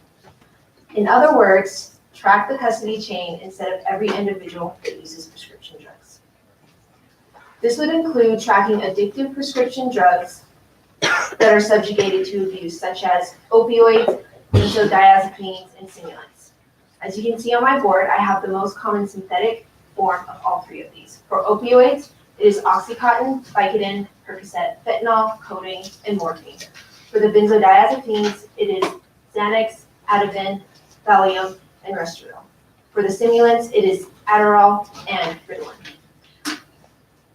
This isn't all of them, but this would be some it would include. So why is this important? We already have databases for both illegal and prescription drugs. We have state databases called PDMPs, which stand for Prescription Drug Monitoring Programs, and databases used by the DEA. The state databases track prescriptions and refills that a consumer gets. The issue with this is that not all pharmacists log the information in during the time the consumer gets their drug. An even bigger problem that state databases have is sharing information between other states and law enforcement. The states have different agreements on how to share information with each other, and not all state databases coincide with law enforcement databases. Essentially, this is not an efficient form of communication. There is also a lot of drug shopping, which includes going to different doctors to get the same prescription. State databases help regulate this, but it is something law enforcement like the DEA is unaware of. The states are not informing law enforcement of individual drug shopping. This is because of the HIPAA requirement that protects the privacy of Americans' medical information from law enforcement. HIPAA standing for Health Insurance Portability and Accountability Act, which is why it makes individuals so hard to track. These programs and databases help to track the flow of drugs that get to the consumer, but it doesn't track the flow from the manufacturer. If we were to have a database that tracks the flow of addictive prescription drugs that pharmaceutical companies manufacture, it would help regulate the source of the problem and also alert law enforcement of potential hotspots. Some examples of cases like this happening. So an example of this would be when drug distributors shipped 12.3 million doses of opioids to a single pharmacy that had a population of 1,779 people in the town.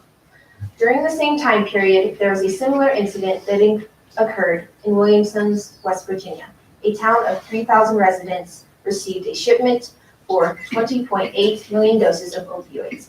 That is 6,933.3 pills per every man, woman, and child in that town. Another case of this is in Kermit, West Virginia, which received 9 million pills over the course of 2 years for a population of 392. Drug distributors are supposed to report suspicious sales to the state board, but in all of these cases, it was not. Obviously making these towns, as well as West Virginia, a hotspot. So how does this affect the United States? We have had, and most likely will have, drug epidemics. The current drug epidemic that we are in now has created an economic strain on the United States. The opioid epidemic alone has costed about $78.5 billion a year. This includes the cost of healthcare, lost productivity, addiction treatment, and criminal justice involvement. It is an estimated cost of $740 billion in all substance abuse, not just opioids, and the contributing factors of about 130 people who die every day from an opioid overdose, and the fact that the United States contains less than 5% of the world's population, yet we consume more than 80% of all opioids. So, how are we going to track the flow? We need to use demographics to find hotspots. For example, if there is a population of 5,000 with a multiple shipments of 12,000 opioids going there, there's an obvious hotspot. In order to track the flow of prescription drugs to find the hotspots, the manufacturer needs to enter the amount of the prescription drug they send to their distributor, the type of prescription drug, and which distributor they send it to. Distributors need to do the same when selling it to pharmacies, and the pharmacies need to confirm the amount, type, and the distributor they get it from. This would help discourage dishonest business practice and help track the flow of prescription drugs. Once this information is entered into the database, it would then be run through an algorithm that could find the hotspots and alert law enforcement like the DEA. Essentially, this algorithm would compare drug sales with the population. All of this information would need to be entered at the time of sale. Any company that would not reply could be penalized by fines. That's it.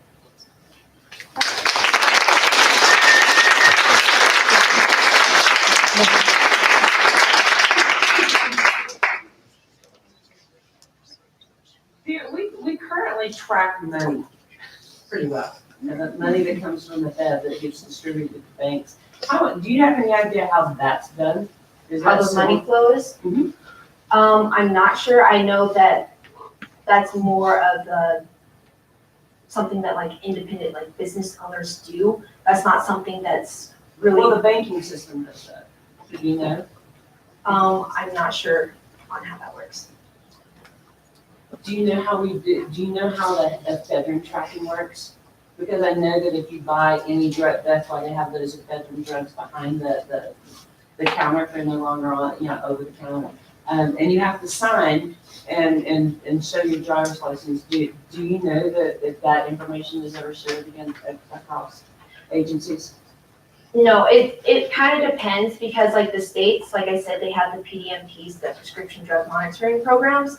Like whenever you go in to get a prescription, you hand them the prescription and they have like your name, the type of the prescription and all that stuff that they can enter into that. So anyone who looks at that that's in the state, like the pharmacist, they can look at that. But the whole thing with like discretion laws is that law enforcement can't get a hold of that information.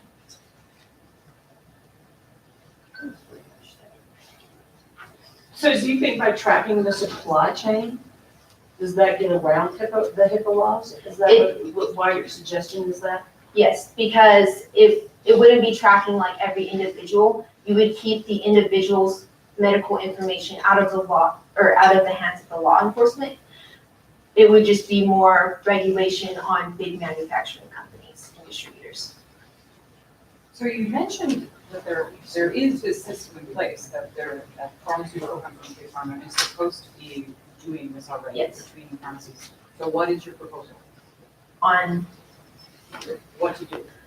I'm Is it saying, supposed to be being done already? yeah, so they're supposed to alert law enforcement whenever like suspicious shipments go out. But like there's no regulation like saying, oh, this company shipped out 12 million doses of opioids to this like small pharmacy in West Virginia.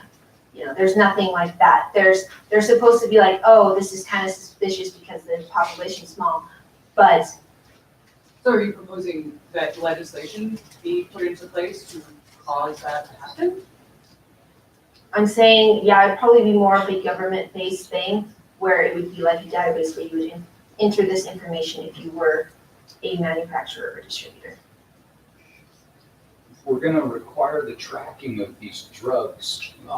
Should the tracked drugs be identified when we see an addiction problem? Should we just track all drugs? Because yesterday we heard that in the veterinary practices, they're combining other non-opioid drugs to create the same effect. If we make it too tough to get the opioids, people will find those other drugs. We need to track everything. I think it's any addictive drug, so anything that would affect your reward circuit in like the brain. So on that note, anytime that your brain drops dopamine, you have this pleasure center releasing in your brain. So for example, when you get a notification on your phone, you drop dopamine. So any drug that technically Tylenol could make you happy, so. Yes, I would just say more for like the stronger drugs. I wouldn't consider Tylenol as like one that would need to be regulated, but ones like opioids, yes. Why do you think the United States, our society is so susceptible to addiction? I mean, what do you think it is? Possibly just more of a cultural mindset, I don't know, I'm not sure about that.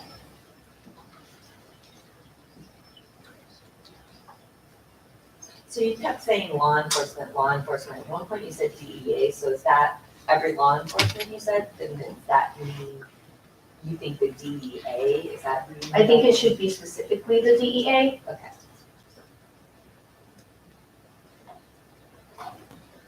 But I mean, I guess when we look at a particular pharmacy and we see some huge amount of opioids being prescribed in relation to the population, and given, I mean, we know what the harmful effect is and the cost that all of us are paying. I mean, is there, what do we do at this point in time? I mean, there's clearly a problem, and the problem is costing us all money as well as people's lives.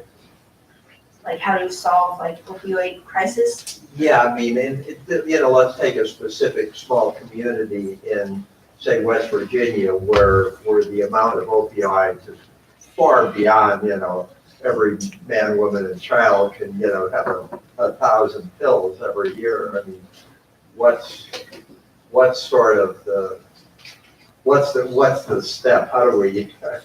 So I think that once you identify these hotspots and law enforcement is like aware of it, that they should step in and that's something that they can handle.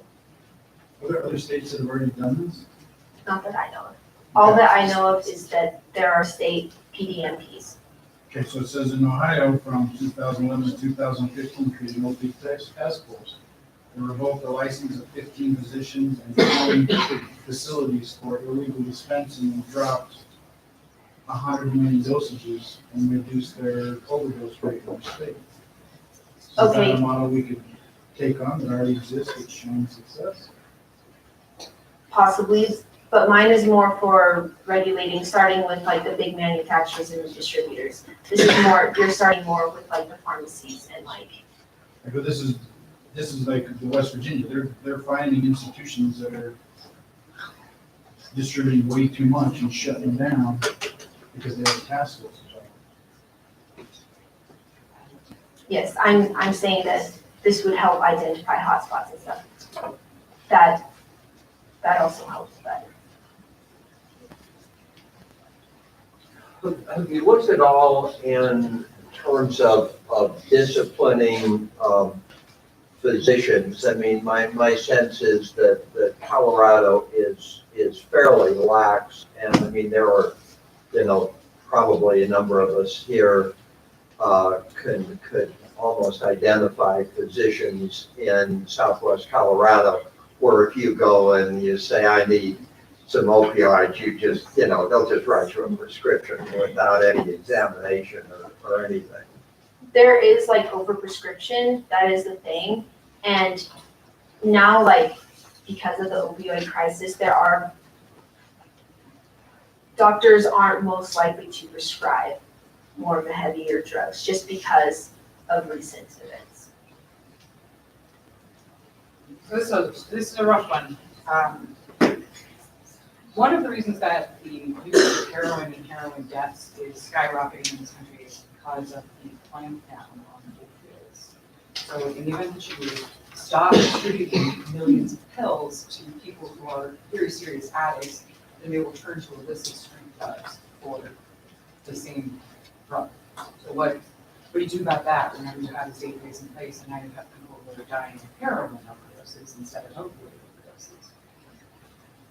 Well, I think that there's always going to be addiction no matter what. There's no way you can like actually solve it. I think that that's something different because it's more of a street drug. Mine is more for prescription drugs specifically. I don't know.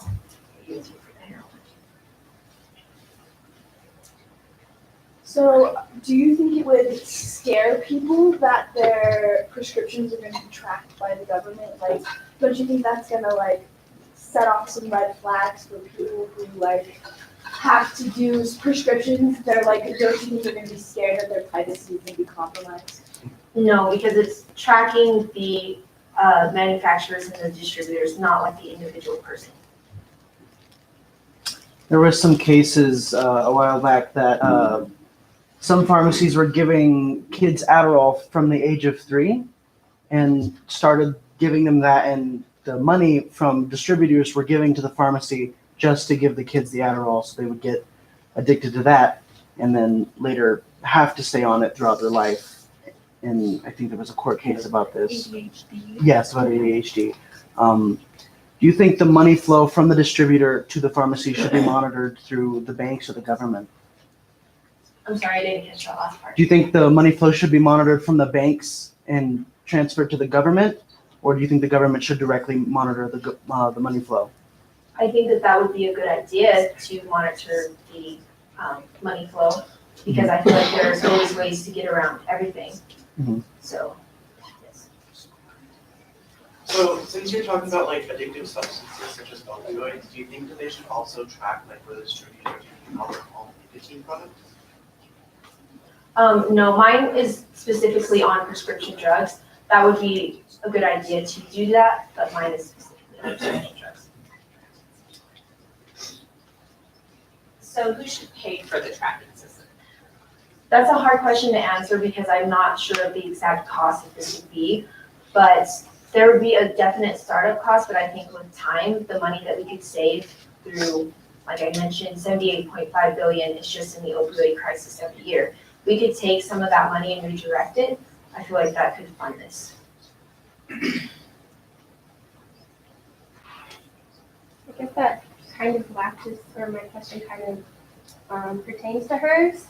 How much money do you think we could save, of course, after fixing or like implementing this system, but also with illicit drugs such as heroin, instead of putting people into private prisons, put them into rehabilitation centers? How much money do you think we'd actually be able to start saving off of these types of things and using it to kind of boost, I don't know how to say it exactly, but like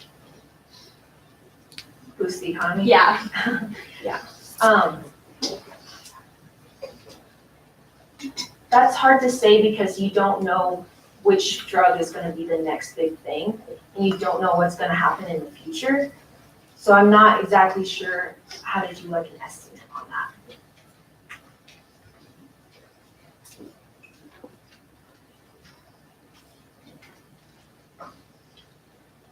Okay.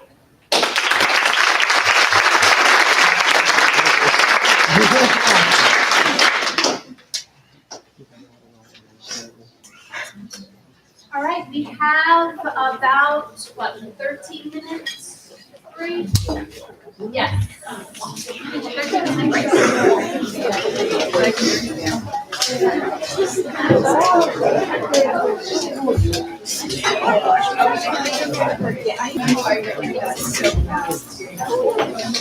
know, I was just reading something about that yesterday, actually. There's a kid, I just like. That woman that they've been looking for, they found her dead.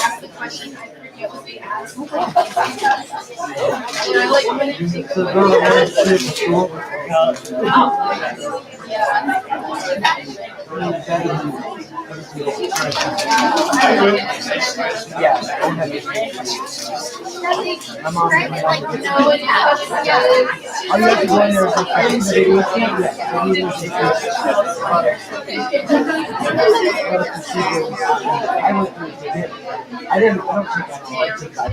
Yeah, Yeah, I know, it's insane how much bigger iron, and not only that, but I was going through that. And the impact that they have is, they have like, no, I like using for like pain-wise, as far as like, even with ADHD, it's like a similar effect if people just use the research. But we rely so heavily on medicine, it's insane. just, I think people don't want to take it easy because it's Yeah. shiny. Like the stigma around it. There was like that. Yeah, like when I went to get like wisdom teeth pulled, they gave me like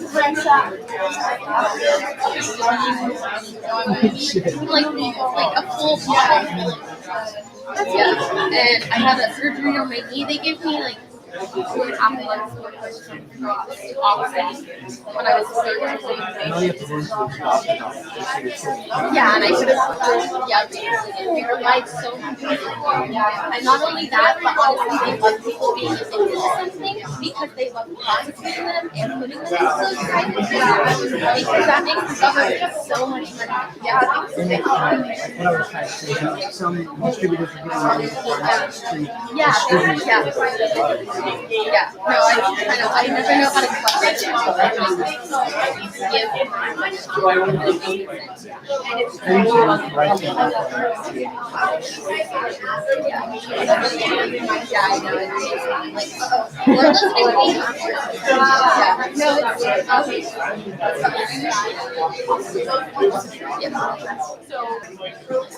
But yeah, our country loves people being addicted, and that's why we hate the idea of like where was it? Someplace like that would have actually like They legalize all drugs. Yeah, And it's they like have, instead of taking them to jail, they take them to a place where they can safely do heroin. yeah, And they go to they work. have like the sterilized needles and places where they can And the deaths, there hasn't been a death from drug overdose in like 2 years. It's like this. I just think more research could be done before people present. Not this, but like people. Yeah, her idea was really good. I actually really did. And it's doable.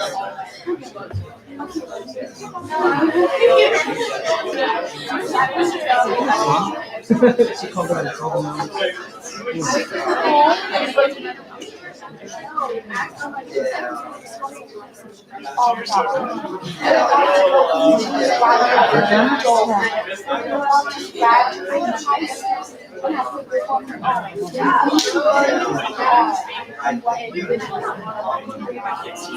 French social.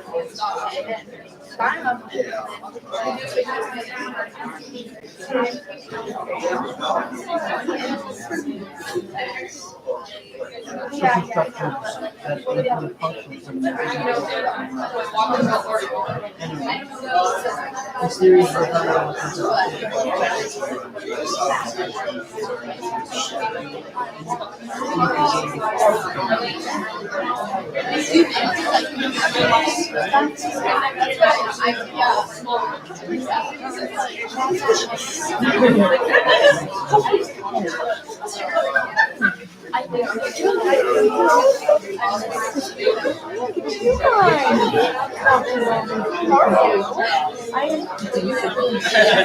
Really hungry.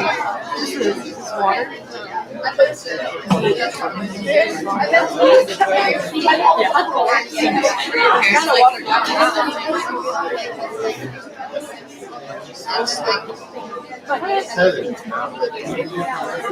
Yeah, it's really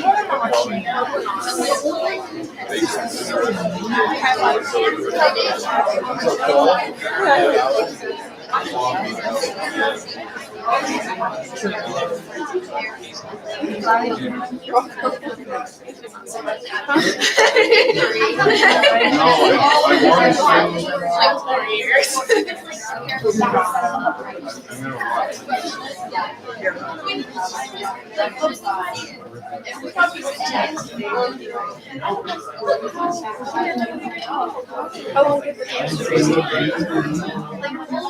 It's just a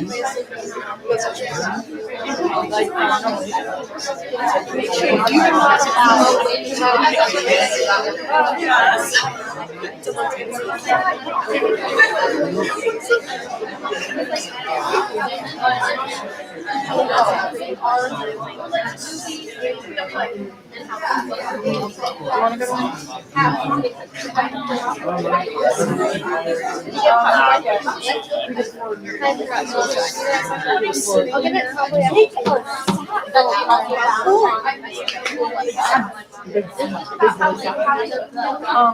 could go to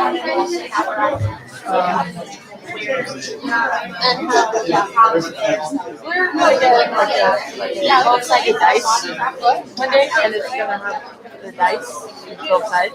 We're gonna write a real restaurant on each side. That is toast. And we'll roll it and whatever restaurant. I'll make it. I will make it. Yeah, I would still grab her.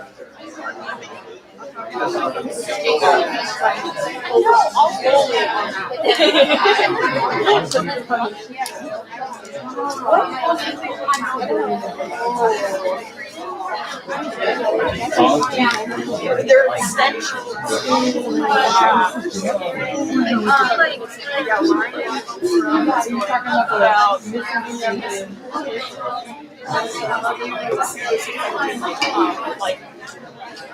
School efficiency because they're looking at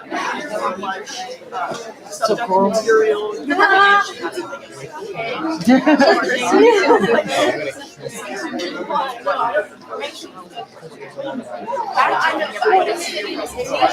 Nobody knows what the information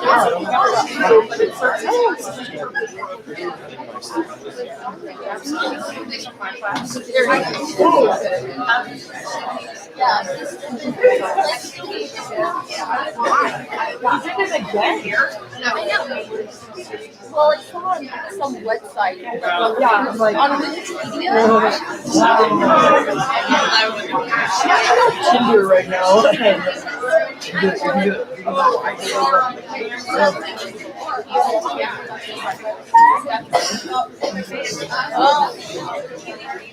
What's my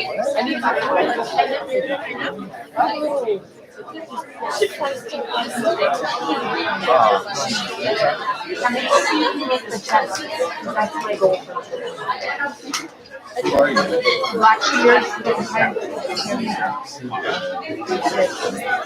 Oh my god, I jumped.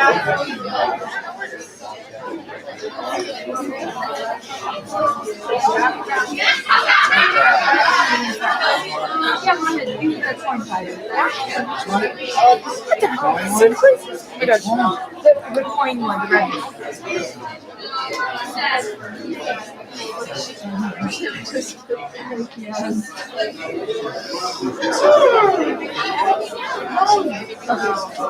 I'm upset. Yeah, I have to go into art.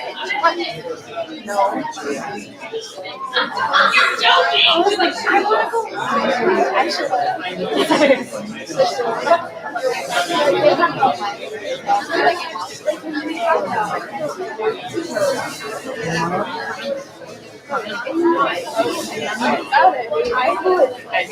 Get those dogs, kids.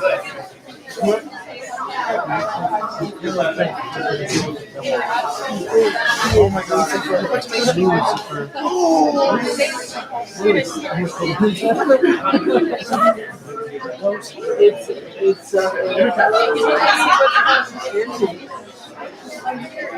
We're stand there.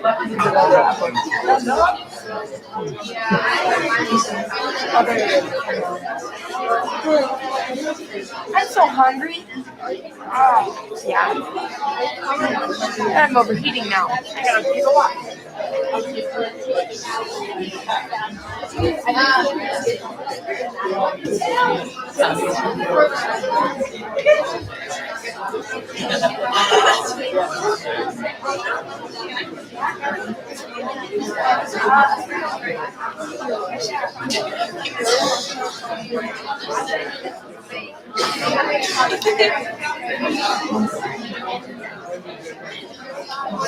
Blood trading center.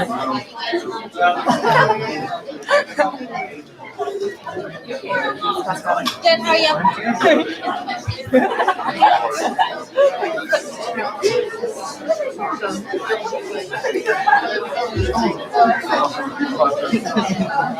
You want to play? I think I have 3 characters. I have like the sister, the big guy, and David, and like Jumbo. Good, folks,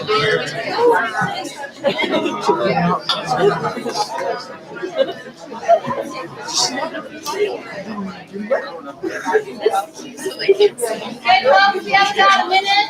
From Lilo and Stitch reminds me of real life.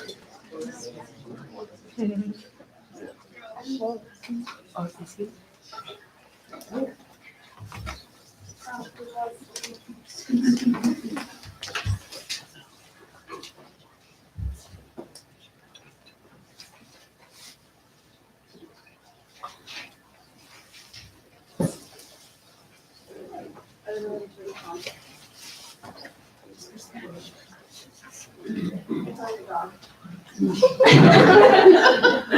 I forgot that I'm not supposed to mouth breathe because it was very loud.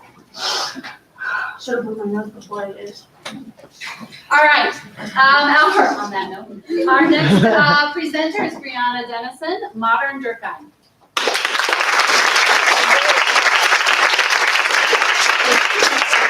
So as Ms. Copeland said, my name is Brianna Dennison, and today I'm going to be talking about the parallels between our modern capitalistic, technologically based society and the decrease in quality of life and skyrocketing suicide rates in America. Sir David Emil Durkheim is known as the father of sociology because he was the first to address the mental and emotional well-being of a society as if it were a living organism and not as a stagnant being. I'm shaking. If any of you don't know me, I have really bad anxiety, so this is awful. So this is why I've chosen this.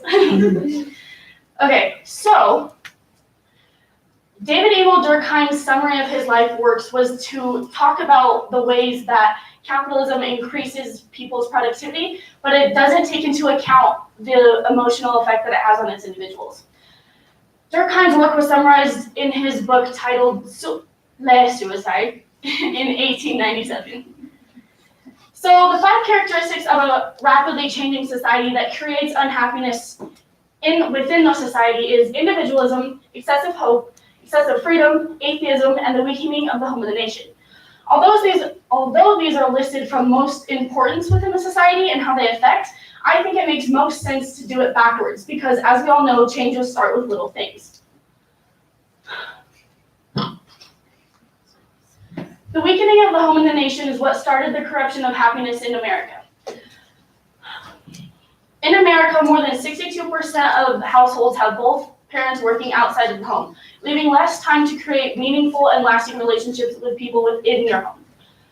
In America, from 2000 to 2009, there was a decrease of over 2 million marriages, while the amount of individuals within the married age remained consistent, meaning that more people were choosing to stay single or not make their marriage official due to reasons such as trying to expand on their own dreams and their own occupational expectations.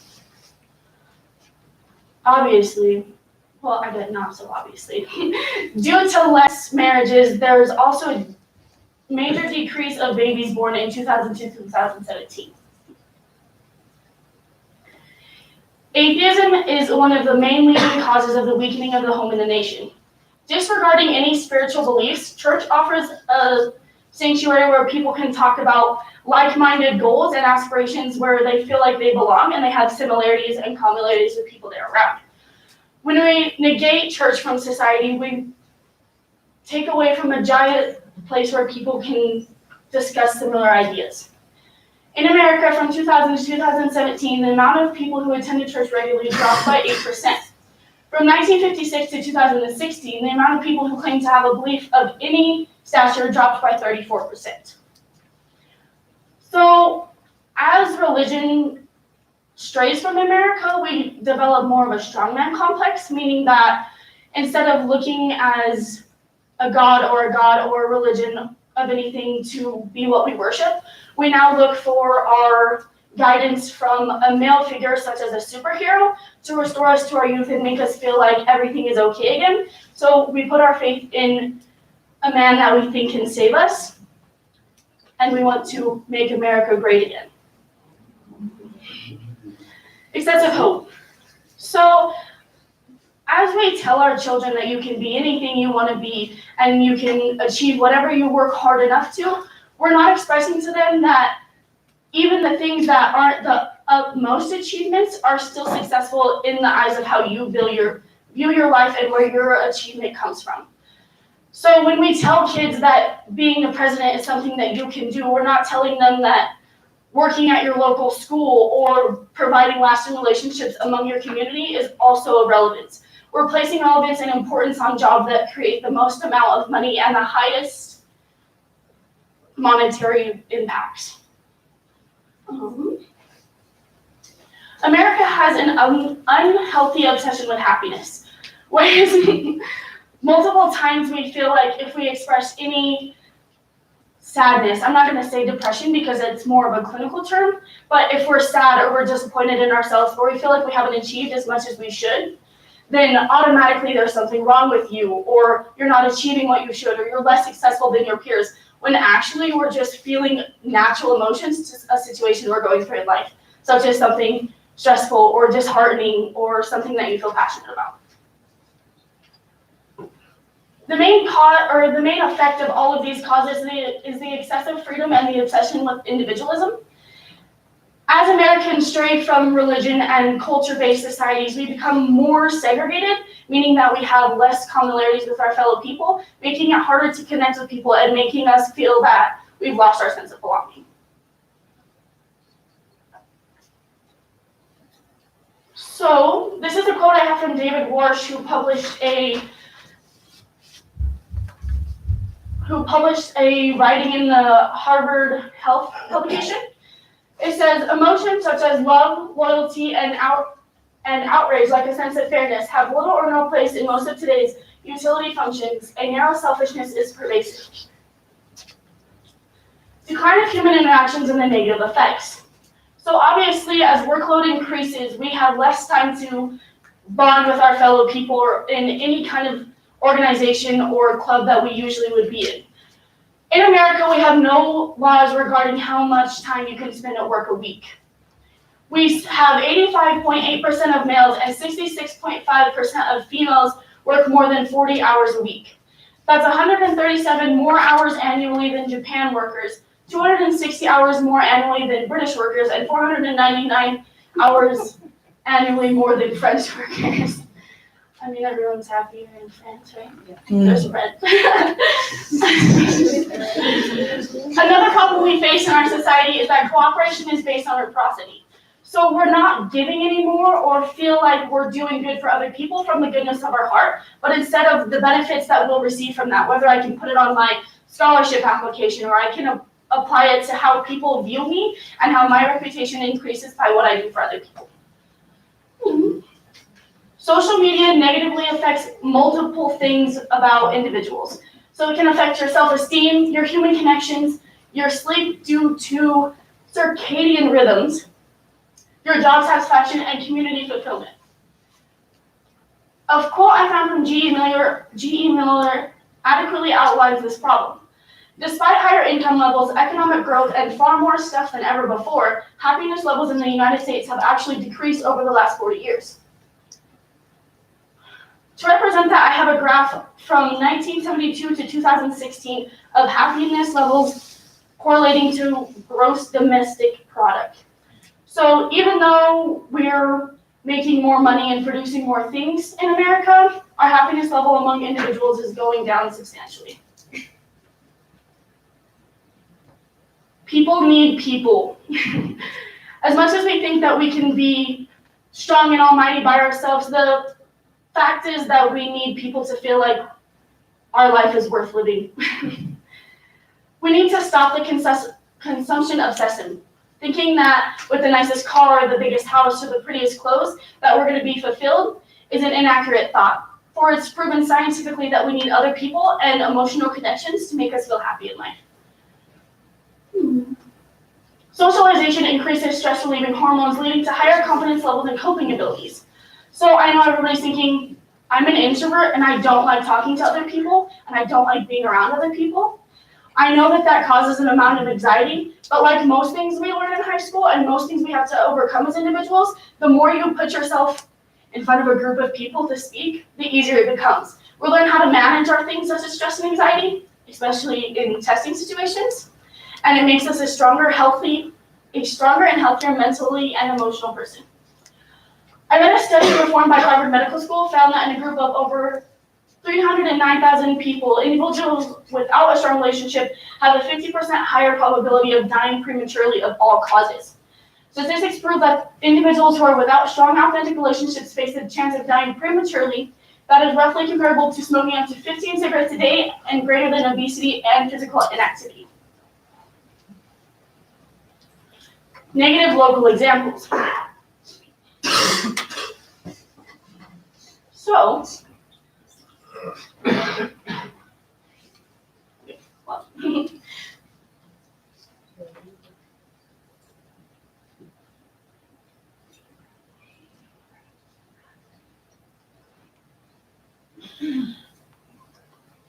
within Montezuma County, there's been more than 4 youth suicides within our school in the last 4 years, not including the unreported or failed attempts taking place in Dolores, San Juan, or La Plata County.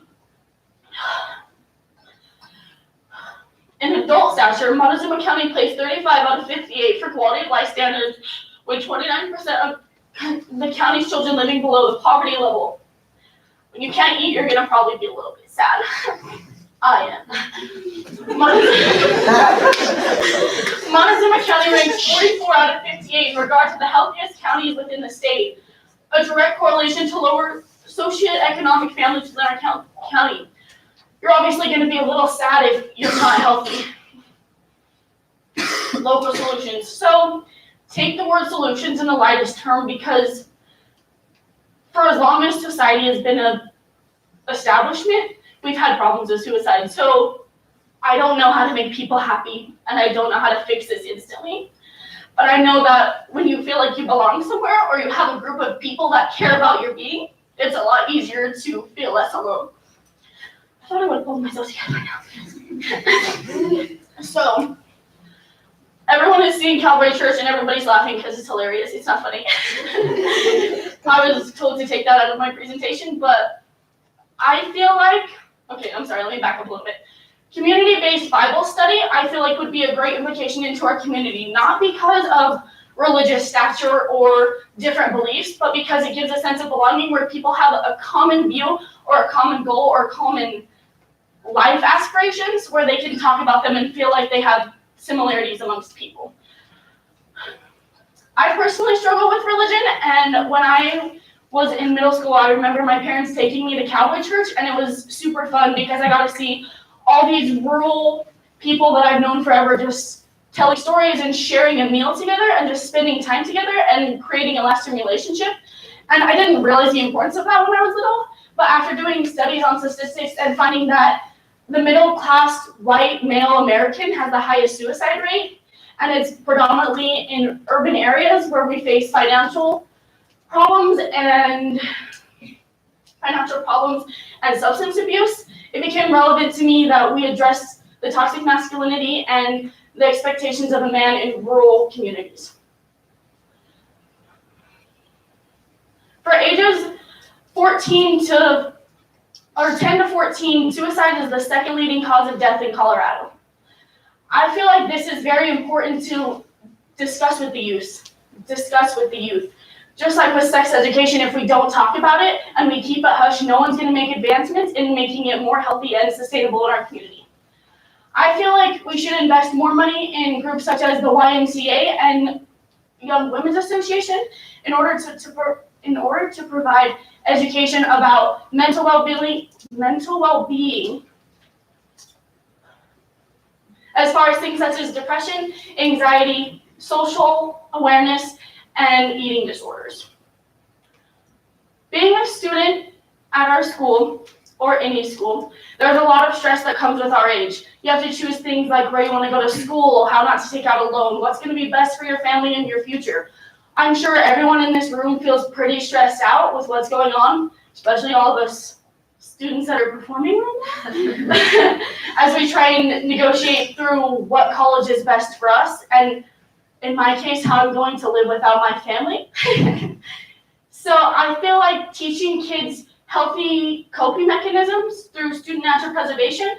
So I propose that we make it in excused absence, that kids are allowed to leave at least once a month or once every 2 months, because it's scientifically proven that being in the outdoors releases the same endorphins that opioids would. And so I feel like by introducing students to more healthy mechanisms of coping and stress relief, that we can negotiate or decrease the amount of people who feel extreme amounts of stress. Okay, I'm talking a lot. Okay, so this is a page or a picture I took from the American Foundation for Suicide. So suicide is the 7th leading cause of death in Colorado. It's the 2nd leading cause of death for ages 14 to 15.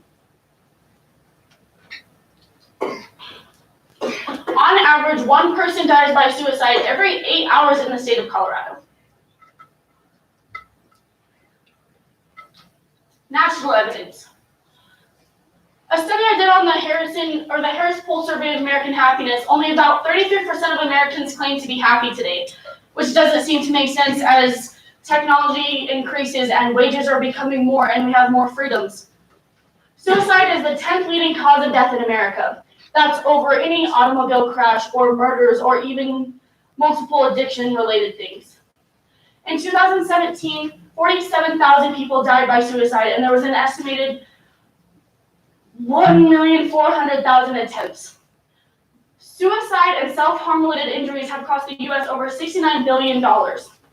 So with that money that we're investing to the insurance claims and the resulting factors of suicide, we could be investing that in ways to educate the youth and the people who are at risk the most in order to teach them healthy coping mechanisms and instill more groups that make people feel like they have a sense of belonging.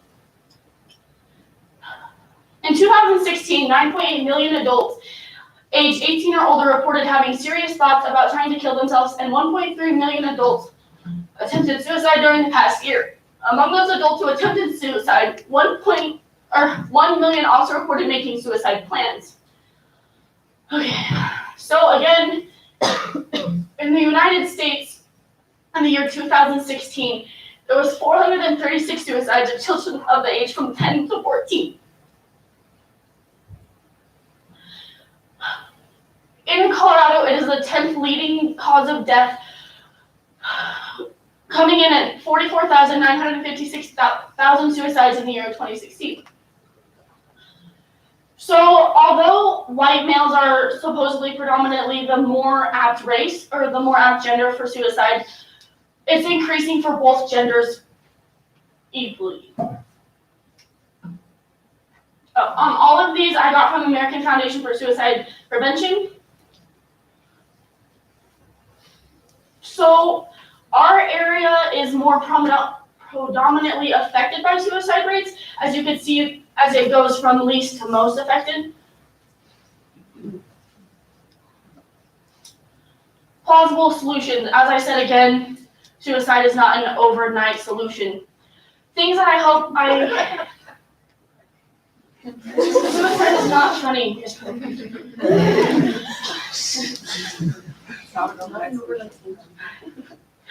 Okay, there's trained crisis workers available 24 hours a day, 7 days a week for people who feel like they want to call in. But obviously, if you have depression-related thoughts, most of the time people don't want to talk about it. So the American Foundation for Suicide Prevention provides accessible coping strategies and different ways to take action against suicide within your community. Although it's hard for us to talk about it and this becomes less and less of something that people would like to call in themselves, I feel like by educating our youth especially on how to spot suicide characteristics and how to deal with coping mechanisms, it will be more and more societally acceptable to understand that this is a problem. We need to start the conversation about suicide and how to practice healthy lifestyle habits. The silence is deafening. People don't want to talk about suicide because it makes you uncomfortable. So does sex, but it's kind of important that we know what we're doing in our life. So when we feel like we're sad, we need to have outreach programs. Here are a list of multiple numbers that I found for outreach for people who are suffering with substance abuse or people who feel like taking their own life. Here am I, we're excited.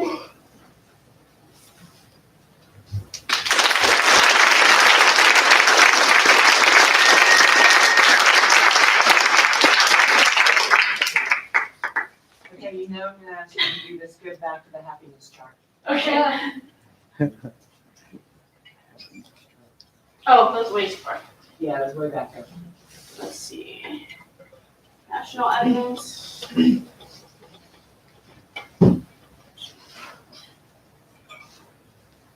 Okay, so how did they measure happiness and which scale goes with which graph? I mean, I know that the red one is the happiness one, I know, but you got two. It's a dual scale graph, so can you tell me which one goes with which and how they measure it? Okay, so the red one, okay, so this is the study I got from Mr. G.E. Miller. And so I have the study if you would like me to pull that up at any point. But so he did, it was like a survey like how they do the, I forgot what it's called, but when they like evaluate average income and people per household and stuff, like it was included in, yeah. Okay, I'm sorry. How many minutes? Thank you. But so it was part of that within for their per capita. So this side is the rate per 100,000 people, and this was multiplied by a factor. So this is the this blue one obviously is the GDP, and this one is the happiness measure. As long as you're on that, is that adjusted for inflation? I'm not sure about that. I didn't look into that extensively. That is something that I could look into more so. Let me go back to the map of the United States. You should have let kids know put graphs on. They got dogs for that too. So I read that, the states in the darkest blue have the highest elevation. Mhm. And therefore, the correlation is to lack of oxygen to the brains, which therefore creates a higher suicide rate because you don't have less clear thinking in those states of lower elevation. Did you find any research around why that might affect the Rocky Mountain states? I never even thought that that was a factor in that. So in my research, I found that these states are more predominantly still Western civilized, so we're still in the more, I'm not gonna say toxic masculinity, but like the stronger states, so we're affected more as in like what our success rate is compared to what we make. So we feel that if we're not ultimately successful in our job, then that just takes away from our like well-being and how we're represented in our community. I'm not sure, but I believe that Vermont has the highest suicide rate in America, which is like a tiny little right over here. Yeah. And the blue on this one. So On this side? Yeah, Yeah. maybe that's not correct anymore, but clearly not, doesn't. So, like, I've never run into that in any of my research, but that's definitely interesting. I wouldn't say that I think any less clearly than someone. How would you know? Yeah. I can tell you. I've never been over there. Let me go breathe some of that air. Report back, right? Well, I'll email you guys. Yes. Yeah, I wonder if you've seen, there's a recent book published by David Brooks, who's a columnist for the New York Times. I think it's called The Second Generation, but he makes an interesting distinction between happiness and joy, where he talks about happiness as being something that we get if we achieve something, we graduate from college or whatever, we get a promotion, whereas joy is something that we do to help other people. Yeah. And I just wondered if you had seen that. I actually have not seen that particular study, but I do know that there's multiple aspects that take into consideration the happiness levels in America. I don't have any information on that particularly. In any of your research on the impact of the drop in religion, was there any sort of correlation between our turning into kind of a narcissistic society where it's all about what can this do for me, whereas church, the benefits of church tend to be more about what can I give rather than what can I get? Is there anything in your research that supports that? So I feel like it's more of a cultural thing, and like I said, the quote by David Marsh, where we feel like our success is what's the most important thing of our life. We no longer care about how we're helping other people. It's more monetary based values and what capitalism views as success. So, like as you said, we no longer have like a community based thing such as that. So now we're thinking more about what's going to be best for us. Whereas we're not willing to give our time more freely, and we do things such as community service just as how it makes us perceived by other people in our society. So you mentioned that middle-aged white males are one of the highest demographics for suicide. Why do you think that is?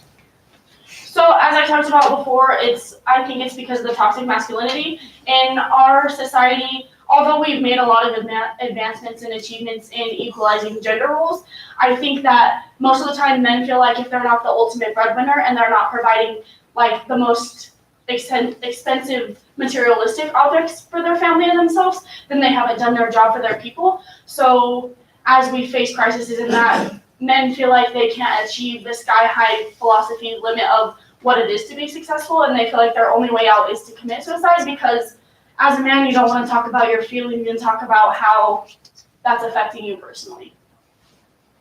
Okay, I have to stop.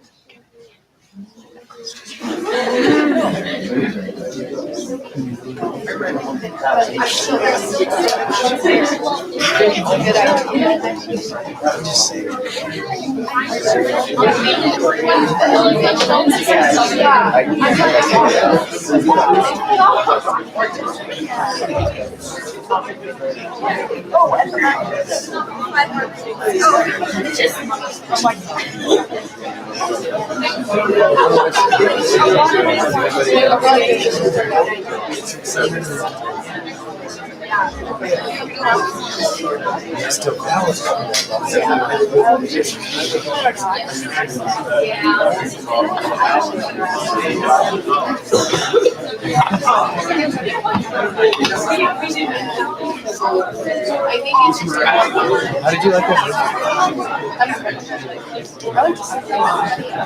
Where did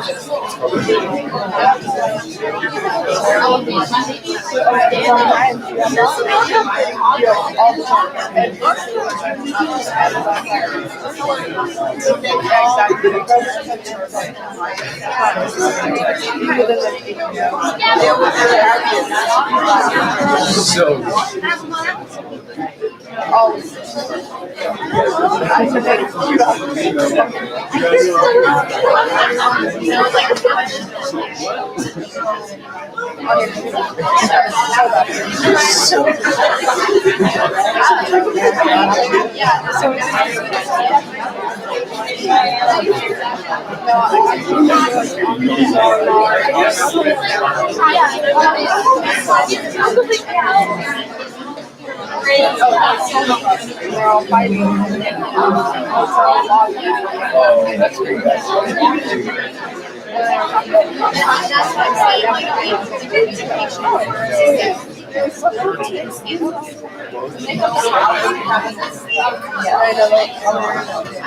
It gets crazy. Wait, you figured out that? Oh no.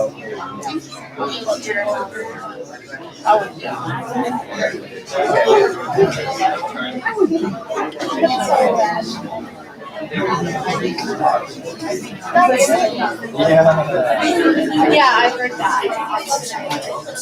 I'd be like, wow, I don't. Cecilia. Yeah.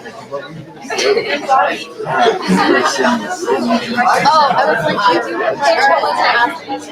you about how you shoot the dress code and go. I thought the last one was by objectified and slow widely. So not that like you're reading something that just objectifies people word is going to be educational like so earhead. I can't read it. Well, mine okay, but it's right. And I don't think I can say that about myself. That's why I said something. One of the things. So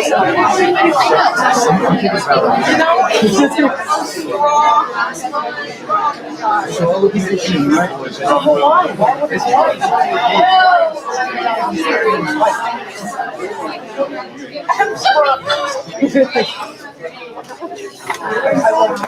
Oh, yeah, Lord. Guys, we can take our seats. We're gonna start here soon.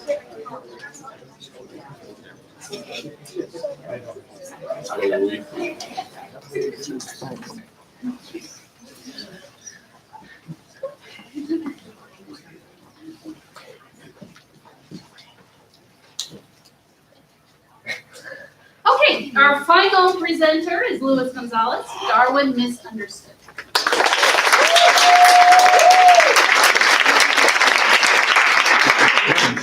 Hello, my name is Luis Gonzalez, as you've heard.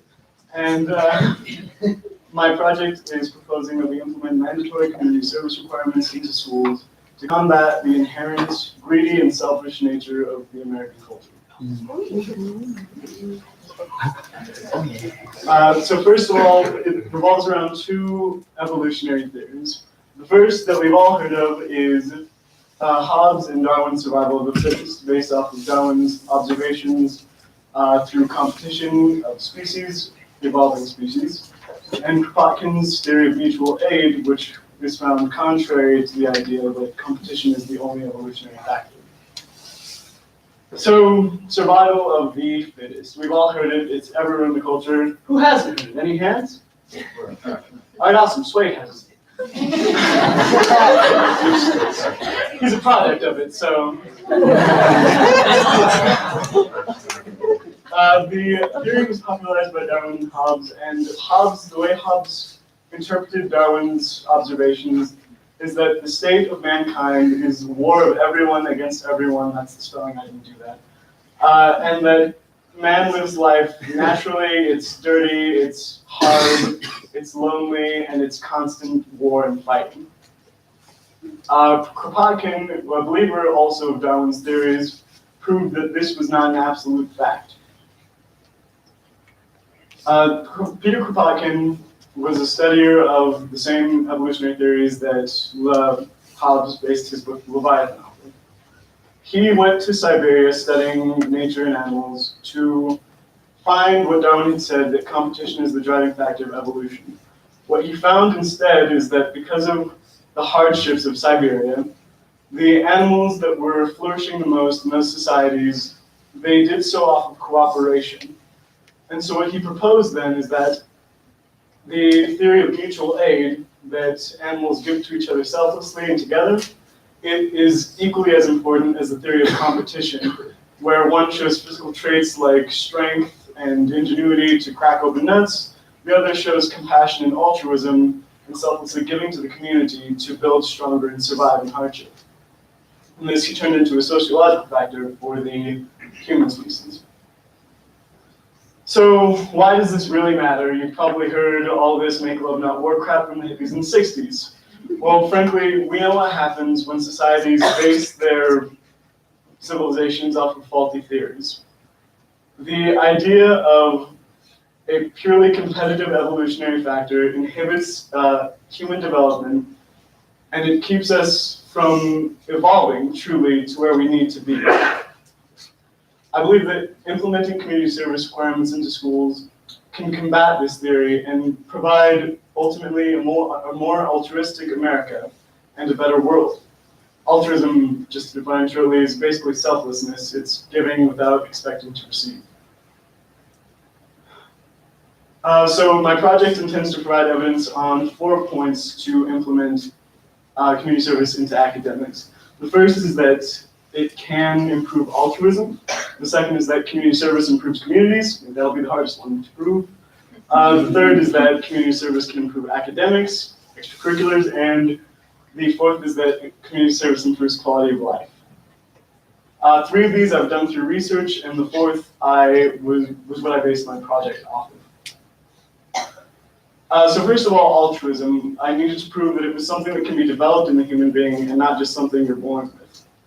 And luckily, Stanford has a whole department committed to proving this. So Stanford has a compassion cultivation training program, which they have shown to prove develops altruism and compassion in human beings on 3 criteria based on compassion you receive for, or compassion you give to others, compassion you receive from others, and compassion you give to yourself. But more interestingly, I think, is the Gold Coats program in the California Men's Colony Prison System. I think it relates more specifically to school because it's a bunch of people that maybe don't want to be a part of this program but are still benefiting from it. So the Gold Coats program is a program in California Men's Colony Prison that takes inmates, and as they see increased age, they also see increased developmental diseases like Alzheimer's disease and dementia. These prisoners still need to be taken care of, but they can't really afford the infrastructure to put psychologists and nurses taking care of these inmates. So what they decided to do instead was train certain inmates that have shown good behavior in taking care of other older inmates. And make no mistake, these aren't inmates in there for traffic violations. I believe every single one of the Gold Coats is a violent murderer. They've committed heinous acts and they have not been able to reconcile themselves with those acts based on their own testimonies. So going through this, what the lead psychologist, Cheryl Steed at the California Men's Colony Prison observed was that the prisoners began to develop empathy, in her own words, and improve their emotional maturity. The prisoners themselves said that they were finally able to accept and reflect on the actions that they've done, and they were able to comprehend it. They stated that just the act of being needed by another human being made them feel more human and more like they can accept what they've done. Communities, they benefit from community service. So what was found in the 2015 statistic was that 62 million US volunteers performing around 100 service hours each committed about $184 billion to the communities that they served. So obviously 100 hours is a little much to assume high schoolers are going to give, but still the implication of so many high school graduates committing so many volunteer hours is still a massive amount of money going back into communities. And this isn't just money going into communities that the community can save and use their own money to further improve the communities, but it's also services given to people who need them and impacts and social connections that these children or adolescents are having on the lives of others. And that's going to further influence the idea of altruism throughout the community through that exposure and through the kindness that's given through the program. So, academics. There was a perfect piece of research on this done in Massachusetts by someone pursuing their master's degree in education that studied 6th through 8th graders. It chose at random a group of each to perform and not perform community service and study their academics. And what they found is that participants who performed 10 plus hours of community service outperformed all of the non-participants in all but one area. It would be standardized math test, the standardized English language test, and their GPAs. Also in that study, they found that extracurriculars can improve GPA by up to 3 times. She was smiling at me first, okay? So quality of life was my contribution to this. What I did was survey 25 volunteers, mostly from the Peace Corps, and 25 non-volunteers who, with the World Health Organization Quality of Life survey.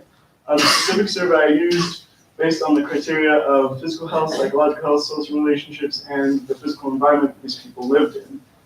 It was a survey designed for recovering addicts, so I thought it was perfect for a before and after kind of look at quality of life. Non-volunteer and volunteer ages ranged very similarly, so there wasn't any bias in that. And I defined volunteers as people who performed at least 5 hours of community service per month for at least 1 year, because that will go to 60 hours per year, which is just between the range of community service requirements that already exist. So what I found was that volunteers pretty much ubiquitously outperform non-volunteers. While this sounds like awesome data, like, oh my gosh, I just proved my project, it actually really sucks. Because the quality of life survey covers so many facets of life that they outperformed on every facet. I can't really narrow that down to say, well, volunteering is clearly the cause or whatever other factor. Except for sex life. Yeah, sorry, except, thank you. What a keen eye this man has. Non-volunteers did outperform volunteers in one question. I wasn't gonna say it, but yeah, it's kind of funny, it's excellent. This is the survey. Every question was based on a scale of 1 to 5. And so I took the average scores of volunteers and non-volunteers. These are the questions. And tell the survey when I said that. So Say that again, you lost. this is on a scale of 1 to 5, every question was rated. I took every score from the non-volunteers and the volunteers, and I divided it by the number of questions. Just giving me that look, we'll come back to this. So because most responses were about within 10% of each other, I decided that the best way I could differentiate my data was by making questions that showed a greater than 10% difference in the volunteers and non-volunteers significant. And with that, there were 2 very clear categories shown. The first was health, which related to the question of how do you rate your health, how much energy do you have, how much sleep do you get, and how do you feel your capacity for performing daily living activities is. And volunteering, which requires a little more interpretation because the survey was not designed for this.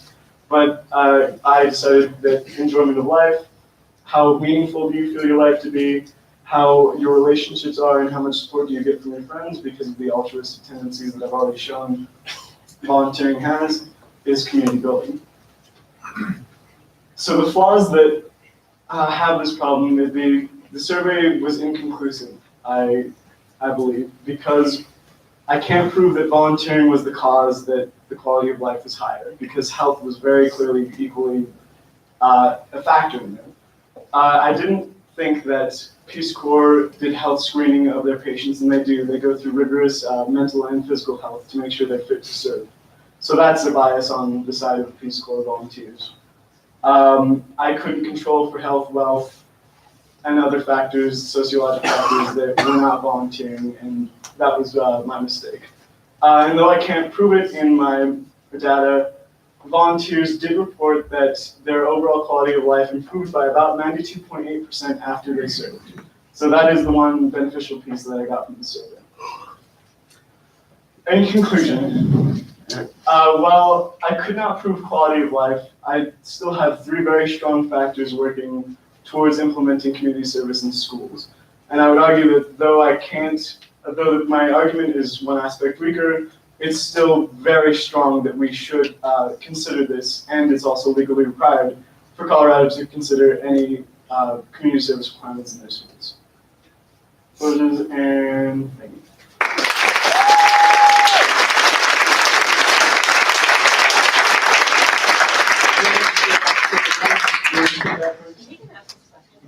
Yeah, please go back to it now. Let's get Darwinian. You mentioned both Darwin and Kropotkin's ideas of evolution, which are a little contradictory to one another. Yes. Let's start with that. Let's say that a society is just like an environment, and that in a society, an idea is like an organism. Environments allow organisms that meet their needs to survive, and they kind of get rid of the ones that don't meet their needs.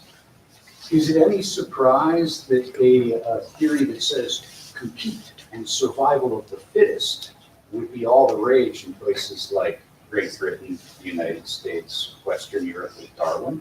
Capitalistic society. Mm-hmm. And then this Kropotkin guy, this concept of mutual aid that he cooked up in Siberia during the Cold War, that's very in keeping with communist society ideals, right? Yes. All right.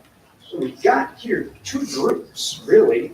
People who are sexually satisfied, and people who aren't sexually happy, so to speak. I agree. And that seems to be the giant difference in all their other data. Is there something here that tells us when people's biological needs are being met, they are less concerned with other areas of their life? And the volunteers who are volunteering to make all these other areas of their life better, like 92% of their life, they're just sad 8% of the time. Or not. Okay. Or, So, I'm sorry, can you just rephrase the last part? I didn't follow. so here we've got the volunteers and the non-volunteers. Right. The non-volunteers are satisfied with an activity that probably takes up less than 10% of your life. All the other avenues of their life or areas, they're not working to improve. They're having a basic biological need satisfied. The volunteers aren't having a basic biological need satisfied. They're spending all of their extra time improving everything else in their lives. Does this just boil down to sex groups? Well, that's an interesting interpretation of today.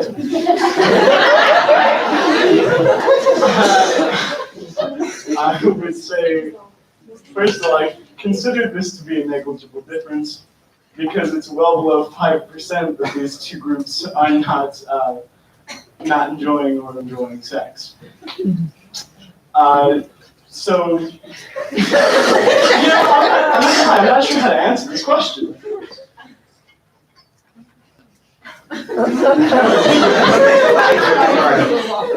I'm a statistician. Okay. Excellent. Yeah. Your sample size was what, 25? On each side. On each side. So what do you think the results would be if you took either another sample of size 25 or you took a sample of size 50? Do you think the results would change? I think that they would definitely balance out a lot more if I could have gotten a larger control or a larger group in general. Just to say that these are more drastic. If we had more to level it out, the gap would close, I would assume. Thank you. So, what are you suggesting here? That we force the high school kids to do volunteer, to do community service? Yes. But your chart here is showing that they get less benefit out of it if if they're not volunteers than if they're volunteers, right? So People who do not perform community service. Huh? People who do not perform community service. The non-volunteers weren't forced to perform community they're service. not doing community No, service? they did nothing. Oh, okay, I thought you were That's why. forced to do community Sorry. service. Volunteers are That makes sense. Gotcha, okay, sorry. Now back to the front. So down at the bottom, you got all these numbers, what are those? I can't read them. These are just the numbers of the thing. They just scrunched in there, it's the way that the Okay, but you said something about averaging something out. What did you average? Let me see if I can extend this one. So the quality of life score, there were 25 volunteers who answered. So I took that score, each of those scores, added them up, and divided by 25. Gotcha, so you didn't average the non-volunteers to the volunteers, okay? Yeah. And I misunderstood when you, okay. Go. You kind of started a thought here. If we make it compensatory, is it really a volunteer act? It's not. And I agree that there is some distinguishing between these, this group, this study that took volunteers who chose to do it, and say a study that took people who were required to do it. There's discretion. That's an uncontrolled factor as well in this study.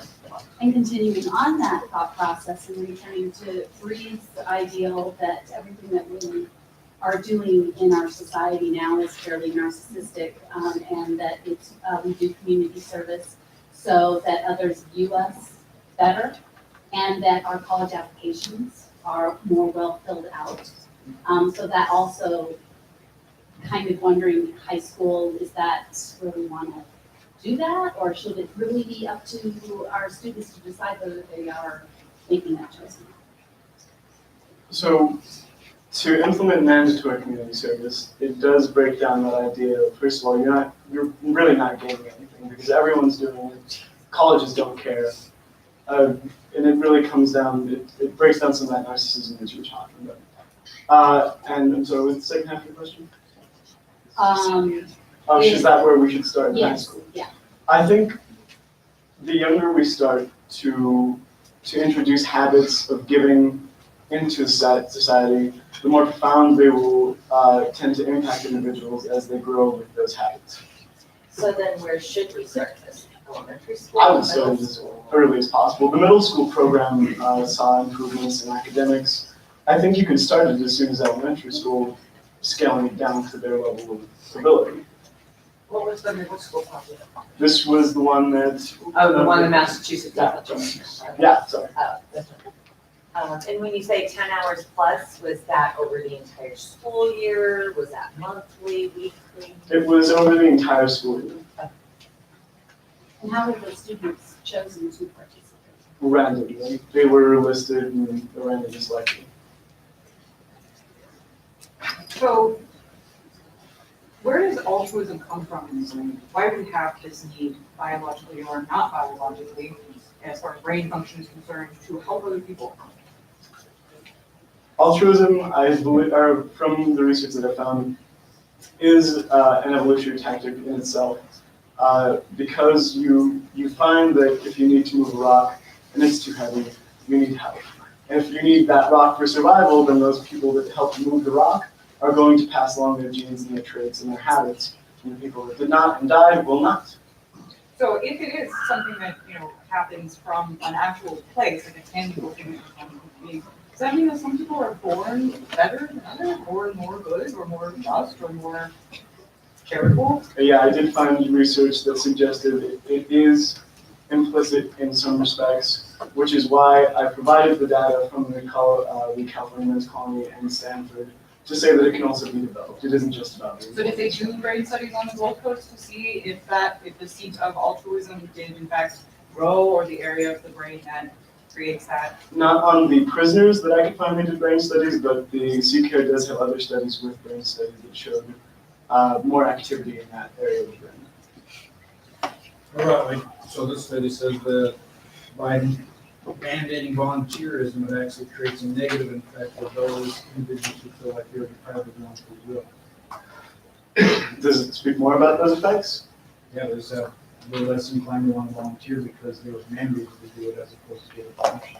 You can be less inclined to volunteer, but it doesn't change the fact that your habits that you're using still grow that area of your brain. It's still a neurological difference. And what research service is that? From Stanford CCARE Society, they saw more activity in the brain as they were performing compassion cultivation training, actually. So why don't you just offer compassion cultivation training? Well, you It could can be less work and you could just teach it as a crime. Yeah, but it doesn't also improve communities. Compassion cultivation training, it does improve human beings, specifically individually. It doesn't offer the free labor that you get from community service that improves communities. It's a dual proposal. I'm sorry? Did you vote on this legal proposal? A dual proposal to improve communities while at the same time improving youth. That's what community service is proposing. So you're saying that volunteer service creates the very same effect as the Stanford classes of teaching? Yes. And they approve of that they're saying that volunteer service and what they're teaching them is providing the same results? That is the correlation I drew from the California Men's Colony. So how do you go about implementing this? There are a lot of different ways. There are two, one is the District of Columbia and the other state, I can't remember right now, who only require community service. There's service learning classrooms. Those are a good way to start, but they require a lot of money because you need a teacher to teach them and infrastructure for that. So I think the easiest way to go about it is clubs and activities led by students. If you can begin there and acquire the funding that you need to continue it further, especially in a rural county like mine and Cortez, that can't necessarily afford to pay its teachers competitive salary, you can grow it further.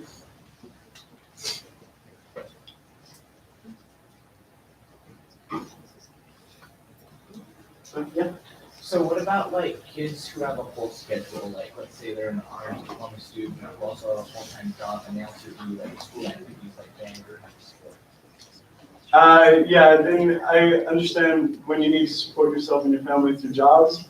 It's not a hard and fast rule, and there have to be exemptions, just like you can get a senior release.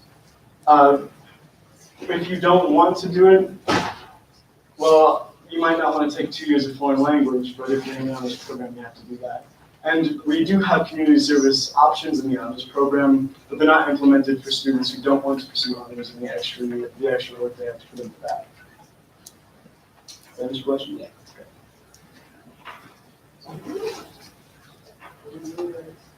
All right.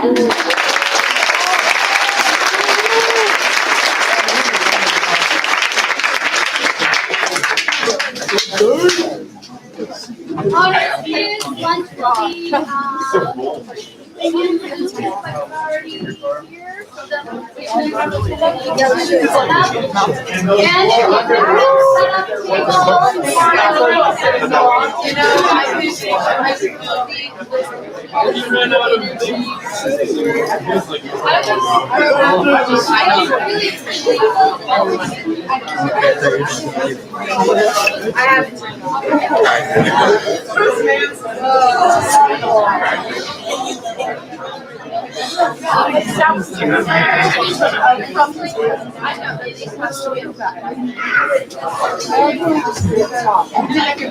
No, it was very weird. Definitely, I would be sad if I was. Oh no, if I was at sea level, I would definitely be happier. Definitely. In California? I would not be. I'd go there and be like, fuck, I hate my life. I hate it. I hate it. Why do you like California? Why do you like California? Because it's beach and my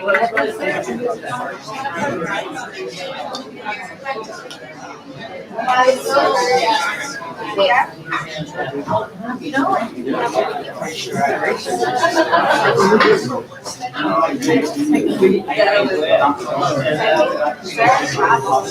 What if you were in that?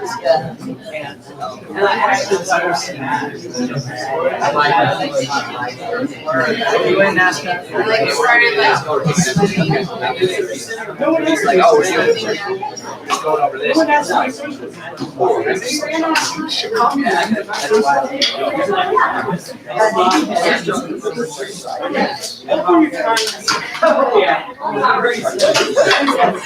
And I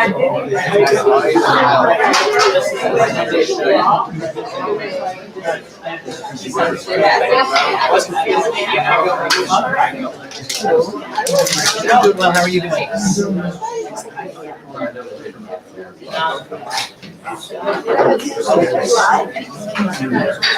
Yeah. Not bad things.